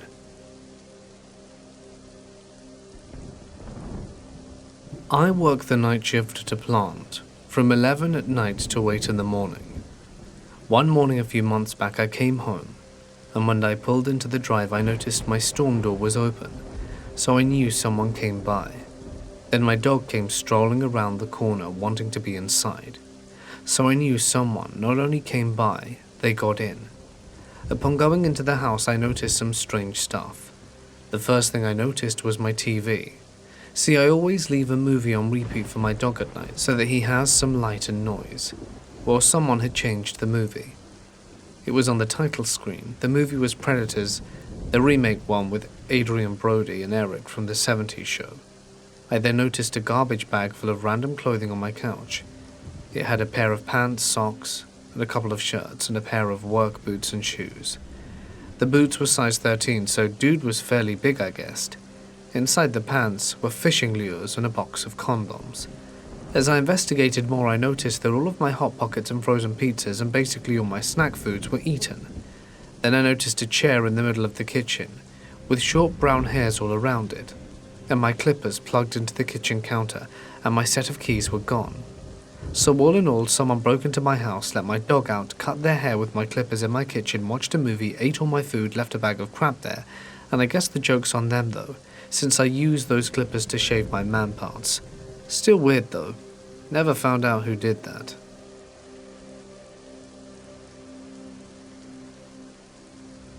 A few years ago, my boyfriend and I went on an impromptu road trip. We packed up the car and the dogs and drove up to the far northern California redwoods. I was somewhat familiar with the area from the time I was a kid, and it seemed very adventurous just heading out with a true destination in mind. A couple of nights in, we ended up meeting up a friend of a friend, grabbing some drinks, and she invited us to crash at her house for the night. We happily took her up on the offer, because it saved us from dropping money on a motel or trying to find a camping spot. She lived in a super cool looking old Victorian house. Our friend normally had 6 roommates, including several guys, and since it was summertime, and most of them were students, it was only her and another female roommate plus us for the night. We drank some beers and hung out, and then went to crash. Both roommates were upstairs, and my boyfriend and I, with our dogs, were crashing on a futon downstairs in a room that was right in the front of the house, off the front door. It was kind of a sitting room with a fireplace, and big bay windows looking out to the front yard, which had a good cover of bushes. We both fell asleep easily, and were in deep sleep until we were suddenly awoken by the doorbell ringing. Now this is an old Victorian house, so it has an old school, deep ringing doorbell that you hear throughout the house. One of the residents of the house came down and opened the door, and looked out to see nothing, so she went back upstairs to bed. My boyfriend and I thought it was kind of weird, but you know, not our house, maybe late night visitors were common. We fell back asleep and were then awoken again sometime later by the doorbell. We heard the roommate come down again and look outside the door and shut it. This time, she walked into the room after and asked if we heard the doorbell, and we could tell she'd been weirded out. We told her not to open the door if it happened again, and all came to the conclusion it must be the doorbell malfunctioning. The roommate goes back upstairs and we fall asleep. Next, I wake up to one of my dogs growling the most deep-throated growl I've ever heard. He absolutely loves people, even if they're strangers, and we live in downtown of a pretty major city, so having him growl at something at night is not normal. We chalk it up to being in an unfamiliar house and tell him to be quiet. I fell asleep again. Next thing I know, I wake up to my boyfriend jumping out of bed and literally smacking the big bay window about 5 feet away from our bed and yelling. There's a man's face standing in the window staring at us. My boyfriend immediately grabbed an axe, as we'd been camping and it was right at hand, and chased the guy down the street. I'm pretty sure that creep must have crapped his pants. The whole commotion woke up everything, and we stayed up for the rest of the night keeping guard. The scariest thing to me is that the guy was probably casing the house and wanted to rob it. There's no reason for him to ring the doorbell multiple times. He wanted to see if it was only the girls home, depending on who came to the door, and it gives me chills just thinking about it.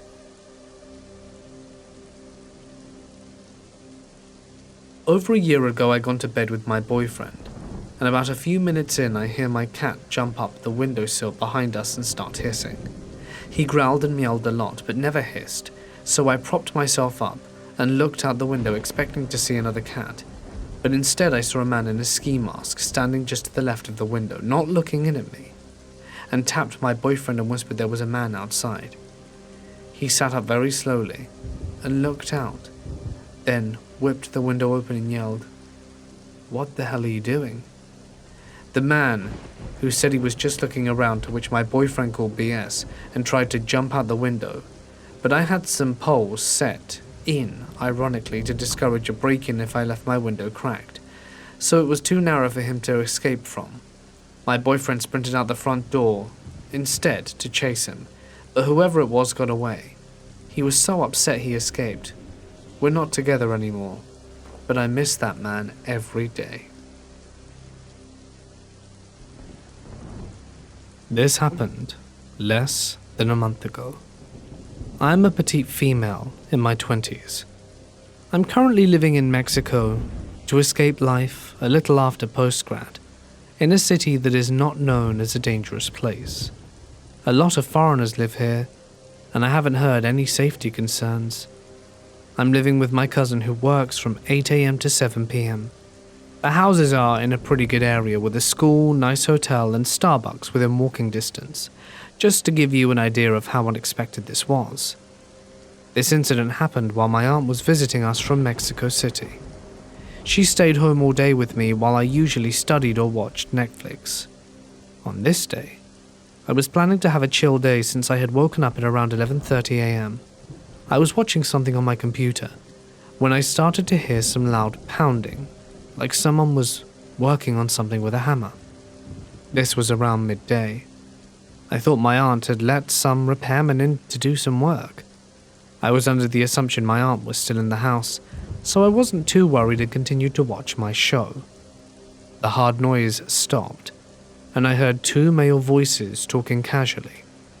This made me feel more confident that they were there to fix something. I get up from bed to fetch my phone, as I don't have any service plan down here, to message my aunt on Facebook to see what was going on. I didn't get a reply from her, so I just took it as she was busy, and go back to lying in bed to not think of anything of the noises. 5 minutes later, I hear footsteps coming up the stairs. Take in mind I'm lying in bed with my back to the door, when the door opens and I see a man. He was a pretty normal looking guy with facial hair and dressed rather cleanly. Like if you saw him in public, you wouldn't think anything negative about him. As soon as he saw me, he shut my door and went downstairs. Then I heard another huge noise that I later realized was him slamming the front door shut. My room is first room directly above the stairs, so my first thought was that this repairman accidentally opened my door. I thought he was trying to get access to our patio. I was a little confused, but again didn't think anything of the situation. I slowly walk downstairs calling my aunt's name, but I get no response. As soon as I make it down the stairs, I hear my aunt in a panicked voice saying, "They just robbed us! They took the TV!" She forgot to lock the first iron door of the house, which made it easy for them to break into the second door. She said that when she was walking by from the store, she noticed someone by the house. She asked him what he wanted, and he said he was looking for a teacher. Then he got into a car with the other man and left. She didn't notice the TV in their car or anything suspicious until she got to the house.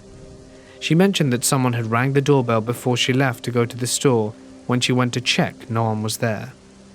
She believes they've been watching her and my cousin, so when they opened the bedroom door, they were caught off guard and dipped.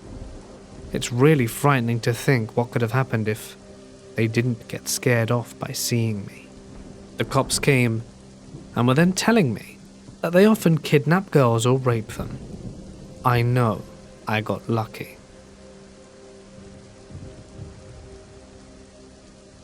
A few years ago, my husband worked night shift. He typically got home around 6 a.m. and worked a 45-minute drive away. One night I decided to let my 2 kids watch a movie in my bed on the laptop. It was already fairly late, around 10 p.m, so I figured they'd fall asleep and they could just stay in my bed that night. I locked up the whole house. Everyone got ready for bed and we started the movie.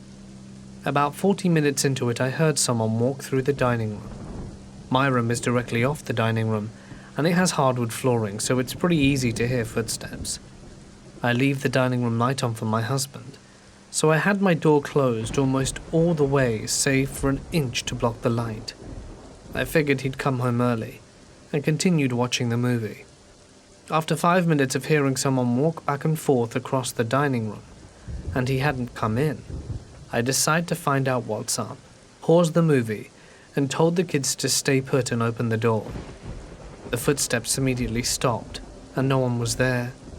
I looked all over the house, checking every window, closet, and outside door. Everything was still locked, and nothing was out of place.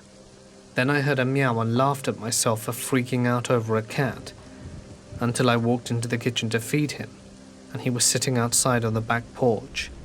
The door was still locked. Then my husband called from work 45 minutes away. He said to make sure I locked up, because a neighbor had their house broken into a few streets over earlier that day. I lost it and started crying. I was terrified. This started 2 years ago. I dropped out of school. I was at home every day, suffering from depression and anxiety. And since both of my parents work, I was alone in my house a lot of the time. So on one day, I'm alone and chilling as usual, watching Netflix and eating some snacks in my room, when I hear the phone ring. I never answer it, even if I'm home alone, because of my anxiety, so I just ignored it, even if the person was really persistent. Then a few seconds later, I heard noises in the hall of my residence. I live on the ground floor, so when someone makes a noise I hear it, and I just assumed it was the neighbors. But a few seconds later I heard someone ringing and knocking on the door brutally. With my anxiety issues, I started to feel anxious and grab a knife in case this person was trying to break into my house, and was then met with silence. But when I thought it was all over, I heard someone who was literally beating at the kitchen window, so hard that my window opened. At this point, I was hiding in the hallway with a knife, so I got to see the man's face when he opened the window and looked into the kitchen to see if anyone was there. I was terrified. I didn't know what to do. But when I discreetly looked at the man's face, it was a disturbing sight. He was really chill, cold, and relaxed looking. He looked into the kitchen one last time and just left. I knew there was something wrong with this guy. But I was so scared that I just called my aunt to pick me up, because I really didn't want to spend more time at home after what had just happened. So I was waiting, still holding my knife, anxiety poisoning me, until she arrived. Days after the incident, I hadn't seen the guy since. That was 2 years ago now. But yesterday, my dad told me something he had never said before, because he didn't want it to flare up my anxiety. 2 sisters who lived in my neighborhood saw a guy hanging around my house for a few days, especially around my bedroom window, as my window sits just in front of the residential parking lot. And the guy was hiding behind cars and watching me through windows. I had no clue what was going on. One day, one of the sisters took a photo of the guy, so he knew he had been found. The girl who took the picture told my dad about it, and my dad was watching to see if the guy was still at our place, but never saw him again. And since then, no one saw him. I don't know if his first move was knocking and ringing to see if there was anyone home. I don't know if he figured it was me or not. I think his second move was to stalk and hang around my window, but when one of the sisters took a photo of him, he knew he was screwed. That's why when my dad was watching if the guy was still around, he never showed. He knew that if he went through with his foul plan that he'd be screwed. But what would have happened if nobody had seen him? If no one took a picture? I really wonder what his intentions were, and how dark they truly are.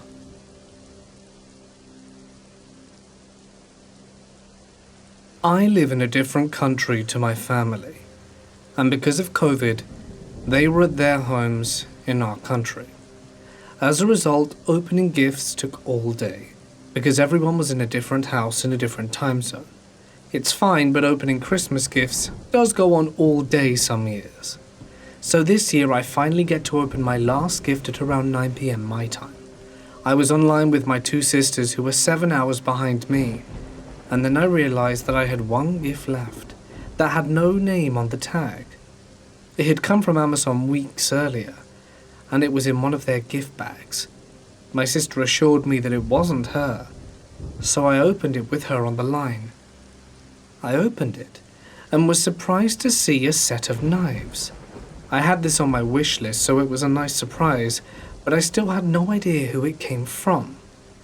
As I hang up with my sister, my other sister started FaceTiming her, so I asked her to check whether she'd sent the gift, but we'd missed it in the chaos.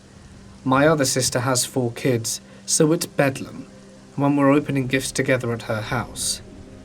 My other sister confirms to my other sister that no, she didn't send them, so both sisters say they didn't send it. I believe both of them, no questions asked. I know that my brother is at my parents' house, so I message him to double check that neither he nor my parents sent them, and it was missed in our earlier conversation.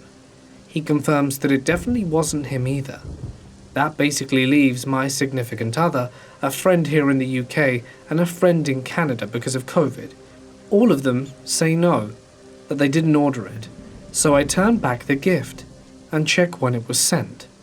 The first week of December, the 5th.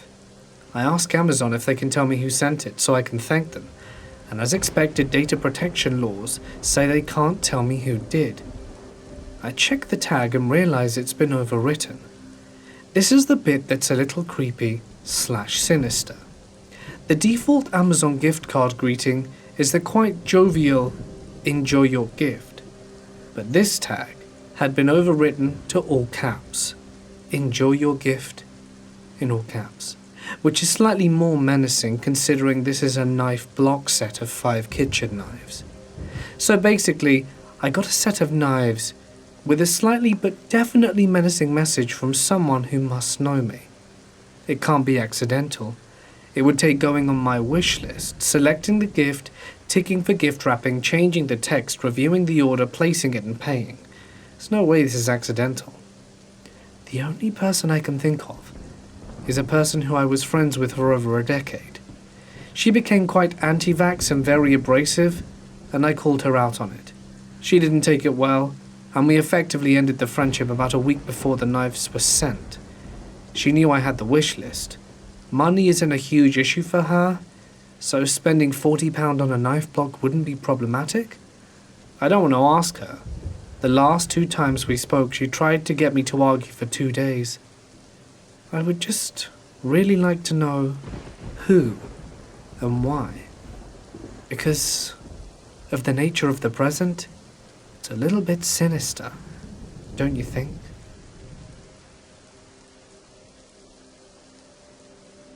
I grew up in a fairly big home. 7 bedrooms, 5 bathrooms, 2 stories, and a guest house, all on about 5 acres. It was my parents, my 2 sisters, who both had babies at the time, my aunt and uncle and my grandma living with us. Everyone started moving out and finding their own place, So by the time this happened, it was just me and my parents. My parents go out for the night, and I go to a friend's house. I get home around 7:30, and I know my parents don't plan on being home for at least a few more hours. I get home to the porch light and front hall light being turned on. As soon as you walk through the door, you could go straight into the living room, left to the bedrooms, or right to the kitchen. I decide to go right into the kitchen and make some dinner for myself. Then went into the living room to settle into some TV for a while. It's around 10ish, and I decide it's bedtime. So I shut off everything except a few lights so that my parents can see when they arrive home, and head upstairs to bed. There were 5 bedrooms downstairs and 2 upstairs, one of them being mine. It had a huge closet, bigger than most people's bathrooms, and it had its own bathroom, so plenty of places to hide in there. All the lights were turned off. I flicked on the lights to the stairwell, then walked up the stairs. I turned on the light between the bedrooms, which weren't very bright. Picture the glow of maybe one of those tap lights, and opened the door, as both were closed. The second room used to be my grandma's, but became a game room of sorts. Now my room was an odd setup. The closet door was right of where you walked in and had a separate light switch. Then the room itself had 1 light, and then the vanity on the wall had about 8 lights with all separate switches. So I flicked on the main light for the room, which usually wasn't enough to light up the whole room, but enough to let me get changed and go to bed, as my bed is directly under the switch. And suddenly, there he is. This kid sitting on my bed in complete darkness. He didn't say anything to me for a solid 30 seconds before I screamed and ran down the stairs. Then he ran home. I wish I could say that's the last experience I had with him, but there were more. As time passed, he'd come over to ring the doorbell and see if I were home, and would then just leave. He stole a lot of stuff from our house, mostly food, once my bike, a video game, some cash. I honestly have no idea where he's at now though. I moved out of that house years ago. He, as far as I learned, grew up in a poor family. His dad was in jail, his mum abandoned him with his elderly grandmother who didn't work, and they lived in the next house over, which was about 2 bedrooms and 1 bathroom between his grandmother himself, his sister, and the 3 cousins. The last I heard, he'd gotten arrested a few times for stealing from store shelves, and to keep him out of trouble they sent him to live in Washington with his aunt, who could keep a better eye on him. This happened in 2016, when I was a 17-year-old, first-year college student in film school. My name's Julia, and I'm currently 22. I lived alone in my first ever apartment. It was really small, but I was really proud of my independence. I never felt unsafe in the apartment for several reasons. There were multiple gates in the residence that needed to be opened through a code that only people who lived there knew. My door had 3 different locks, and it was right next to the university, so most people who lived in the neighborhood were college students. Nothing bad ever happened in the neighborhood before. I've always been very careful with locking the door whenever I leave my home. I also always check twice as I have slight OCD. So this one time I leave to go to class and lock my door, but for some reason I couldn't get the key out of the lock. It was completely stuck, so I went to the caretaker of the building so that he could help me, but he wasn't there, and I was going to be late for class. So I went to class with the key still in the lock. I took off the keychain first so it wasn't too noticeable, and when I got home the caretaker was back, and he came to help me, and we couldn't get it out for 15 minutes until somehow we did. He told me the lock was damaged, but that I didn't necessarily need to change it if I only locked it once inside instead of twice. I said okay, and that was the end of it. I really wasn't worried because of how safe I felt in this building. Fast forward 2 months later, and I was walking out of the trash one night at 11 p.m, while on the phone with my sister. I remember telling her that I was taking out the trash. Then, I would always take a shower before heading to a party. As I previously said, I always locked the door, even just to take out the trash because of the lock being damaged, and it was only one. When I got back to my apartment, I found the door unlocked, which immediately alarmed me, So I went back into the apartment and locked the door immediately with 3 different kinds of locks. When you walk into my apartment, which is just 215 square feet, you have the main room in front of you and the bathroom door immediately to your left. I had left the bathroom door slightly open, even though I could see a man in the shower, turning his back to me. Naturally, when I saw this, I tried to open the door and leave as fast as possible, except my main locker was damaged from 2 months earlier, and I couldn't open it no matter how hard I tried. In this moment, all I could think of was the fact that I had to leave as quickly as I could. I jumped out the window without really thinking and figured it was the only solution, except I lived on the 2nd floor, so I completely smashed my ankles in the landing. I started running in whichever direction I could when I got a little bit further from the building. I looked back and the man was there at my window watching me run away. I thought of 2 possible outcomes. Either the man was going to jump and chase me, except I wouldn't get far with my twisted ankles, or he would get scared of heights and be locked in my apartment. Thankfully, he picked option 2. I went to hide in a little bush further away and called the police, who arrived in just 10 minutes because I was living close to the station. They pushed my door open and the man was just there sitting on my couch holding a kitchen knife, waiting for me to come back. They arrested him and later told me he had already been arrested for sexual assault, rape, and attempted kidnapping and attempted murder. They also told me how everything had happened. Like it was a very friendly neighborhood with mostly college students, so we got inside the building by other people holding the door open. He then heard me telling my sister I was going to take a shower, which is why he was waiting in the bathroom for me. He picked my lock while I was taking out the trash and apparently noticed me on school campus and followed me home several times before succeeding and actually getting in. He stayed inside waiting for me because I'd only recently changed my phone and the previous one was still on the table. So he thought I didn't have the phone with me to call the police. I don't live there anymore, but after that, to get into the building we all need identification proving we live there. Building IDs were created and we need to scan them every time, and it was the only way to get inside. Nothing bad has ever happened in that building after that.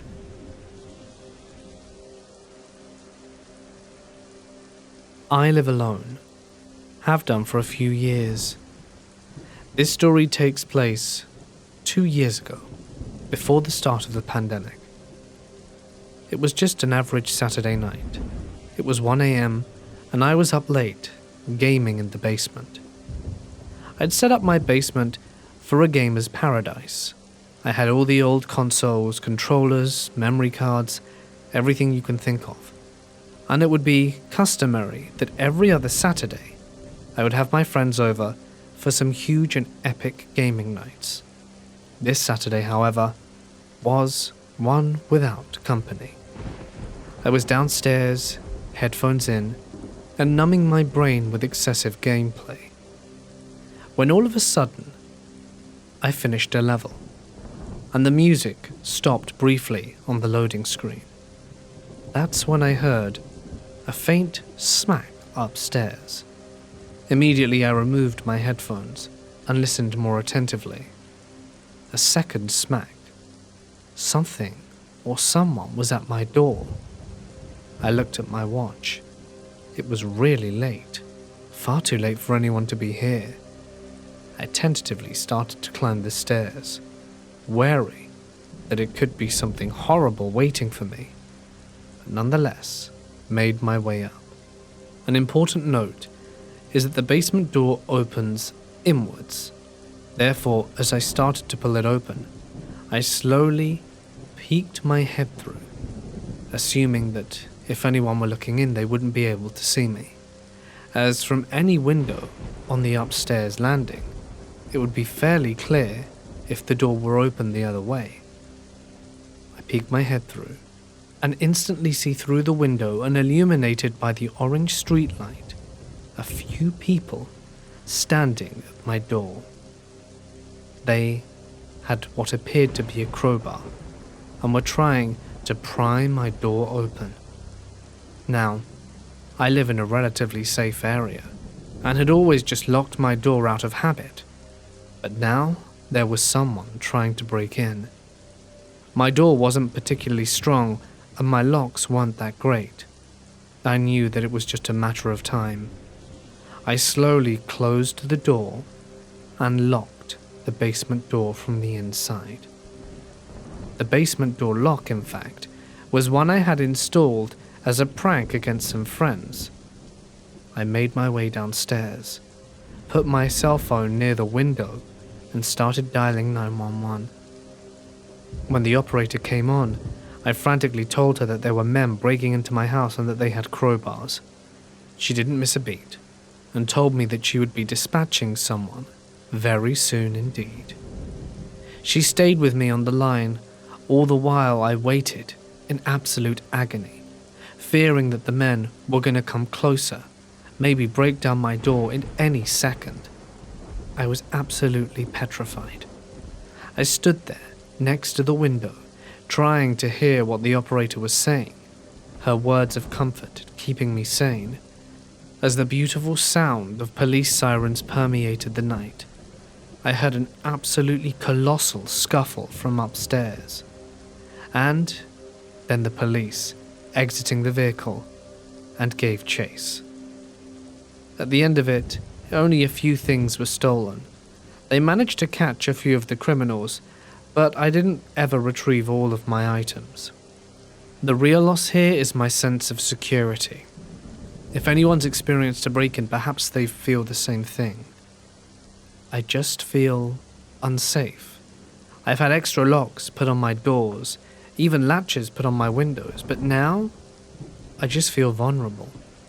I have security cameras outside my home and bought a specialist TV which I turn on almost every night just to watch the outside of my home. It's getting to be a bit excessive, I know, but it's the only way I sleep at night. And sometimes I still don't feel safe in my own home. They robbed me of that feeling of safety, and that's something I can never forgive them for.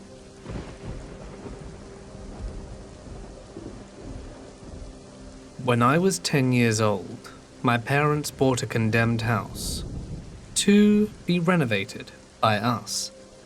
This would be a year-long process. When it came time to sign papers for the house, the former owner nonchalantly mentions that her brother, that has been in prison for 10 years, is about to get out of prison. His name is Jimmy. She said he had somewhat of a split personality. One moment he was an angel, and the next he had a shotgun pointed at your face. We did not know what to expect, and as a little boy I was a little nervous about it. And we were locked in the contract as we'd already signed the papers. Months had gone by, and we had been working at the house when all of a sudden one day we find that the driveway was barricaded and someone had crapped on our front porch. It was Jimmy. He had pulled all of our construction equipment in the driveway to block us and then pinched a loaf on our porch. We called the cops, had a restraining order put on him, and didn't see him for a while. Now, why was he in prison? He and a friend got drunk one night.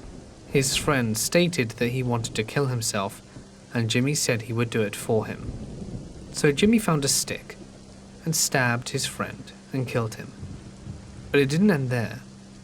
Jimmy poured wax over his friend's eyes, cut him into several pieces, and spread the body parts all over town we lived in. He also killed someone out of self-defense in prison. We had finished renovating our house and we all moved in.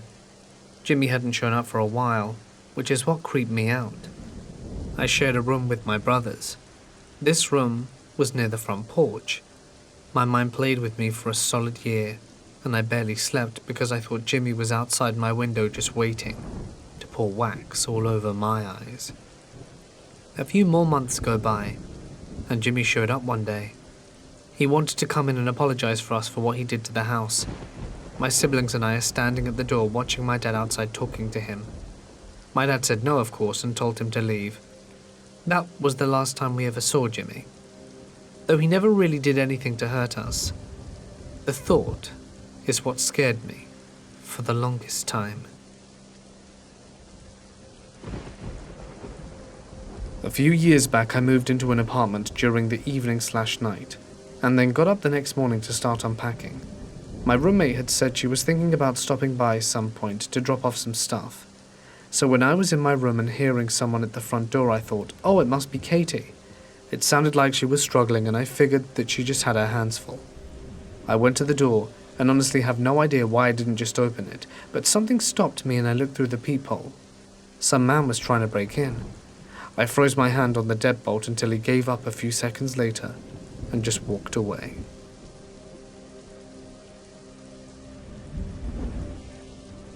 When I was a teenager, my older brother moved out and my parents worked late, so occasionally I would spend the evenings by myself after school. We lived in the countryside a few miles out of town and had a good collection of neighbors. The day went as normal. I went to school, got home, turned on the TV, had a snack, and texted one of my friends who I had a crush on. It wasn't long after that I noticed a man outside my house. He walked past a few times. He wasn't an ordinary person walking around the block. He looked scraggly and unkempt. I ducked as far as I could behind a chair, still trying to see him out of the living room window, hoping he didn't see me. But soon, he came to the front door and knocked. I was texting my friend the entire time, increasingly getting freaked out.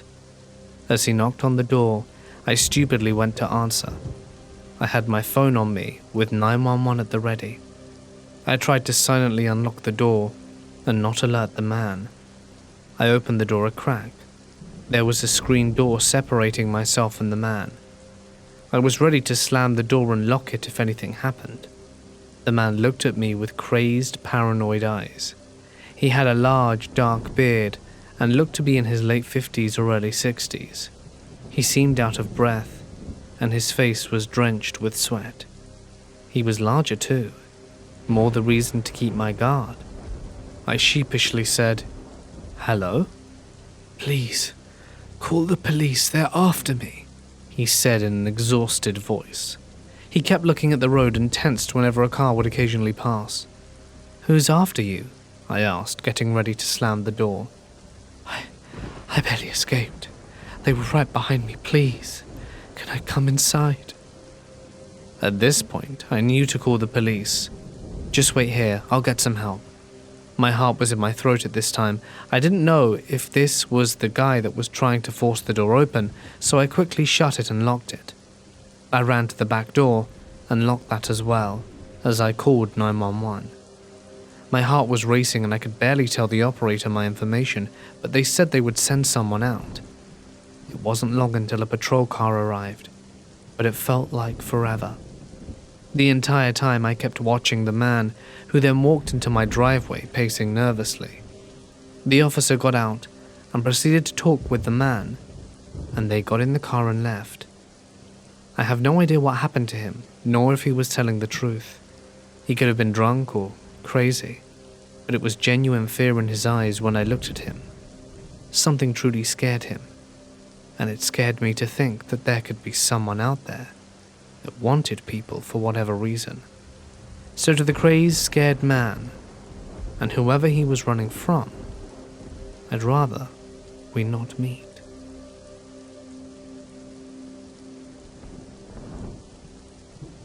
I was staying over one night at a friend's house back when I was in junior high.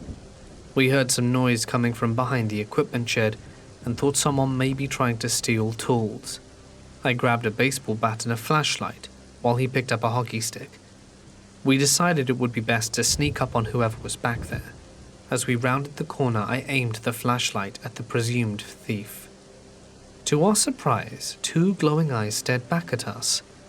After a few terrified moments, it dawned on me that I was staring into the face of a mountain lion, one that was standing less than 10 feet away. I kept the flashlight trained on the mountain lion as we slowly backed around the corner again. We then ran like hell back into the house and sat down shaking for several minutes. The messed up thing is that I live in Vermont. They're supposed to be extinct up here. This was 22 years ago. Maybe some still survived back then. Moral of the story: don't bring a baseball bat to a mountain lion fight.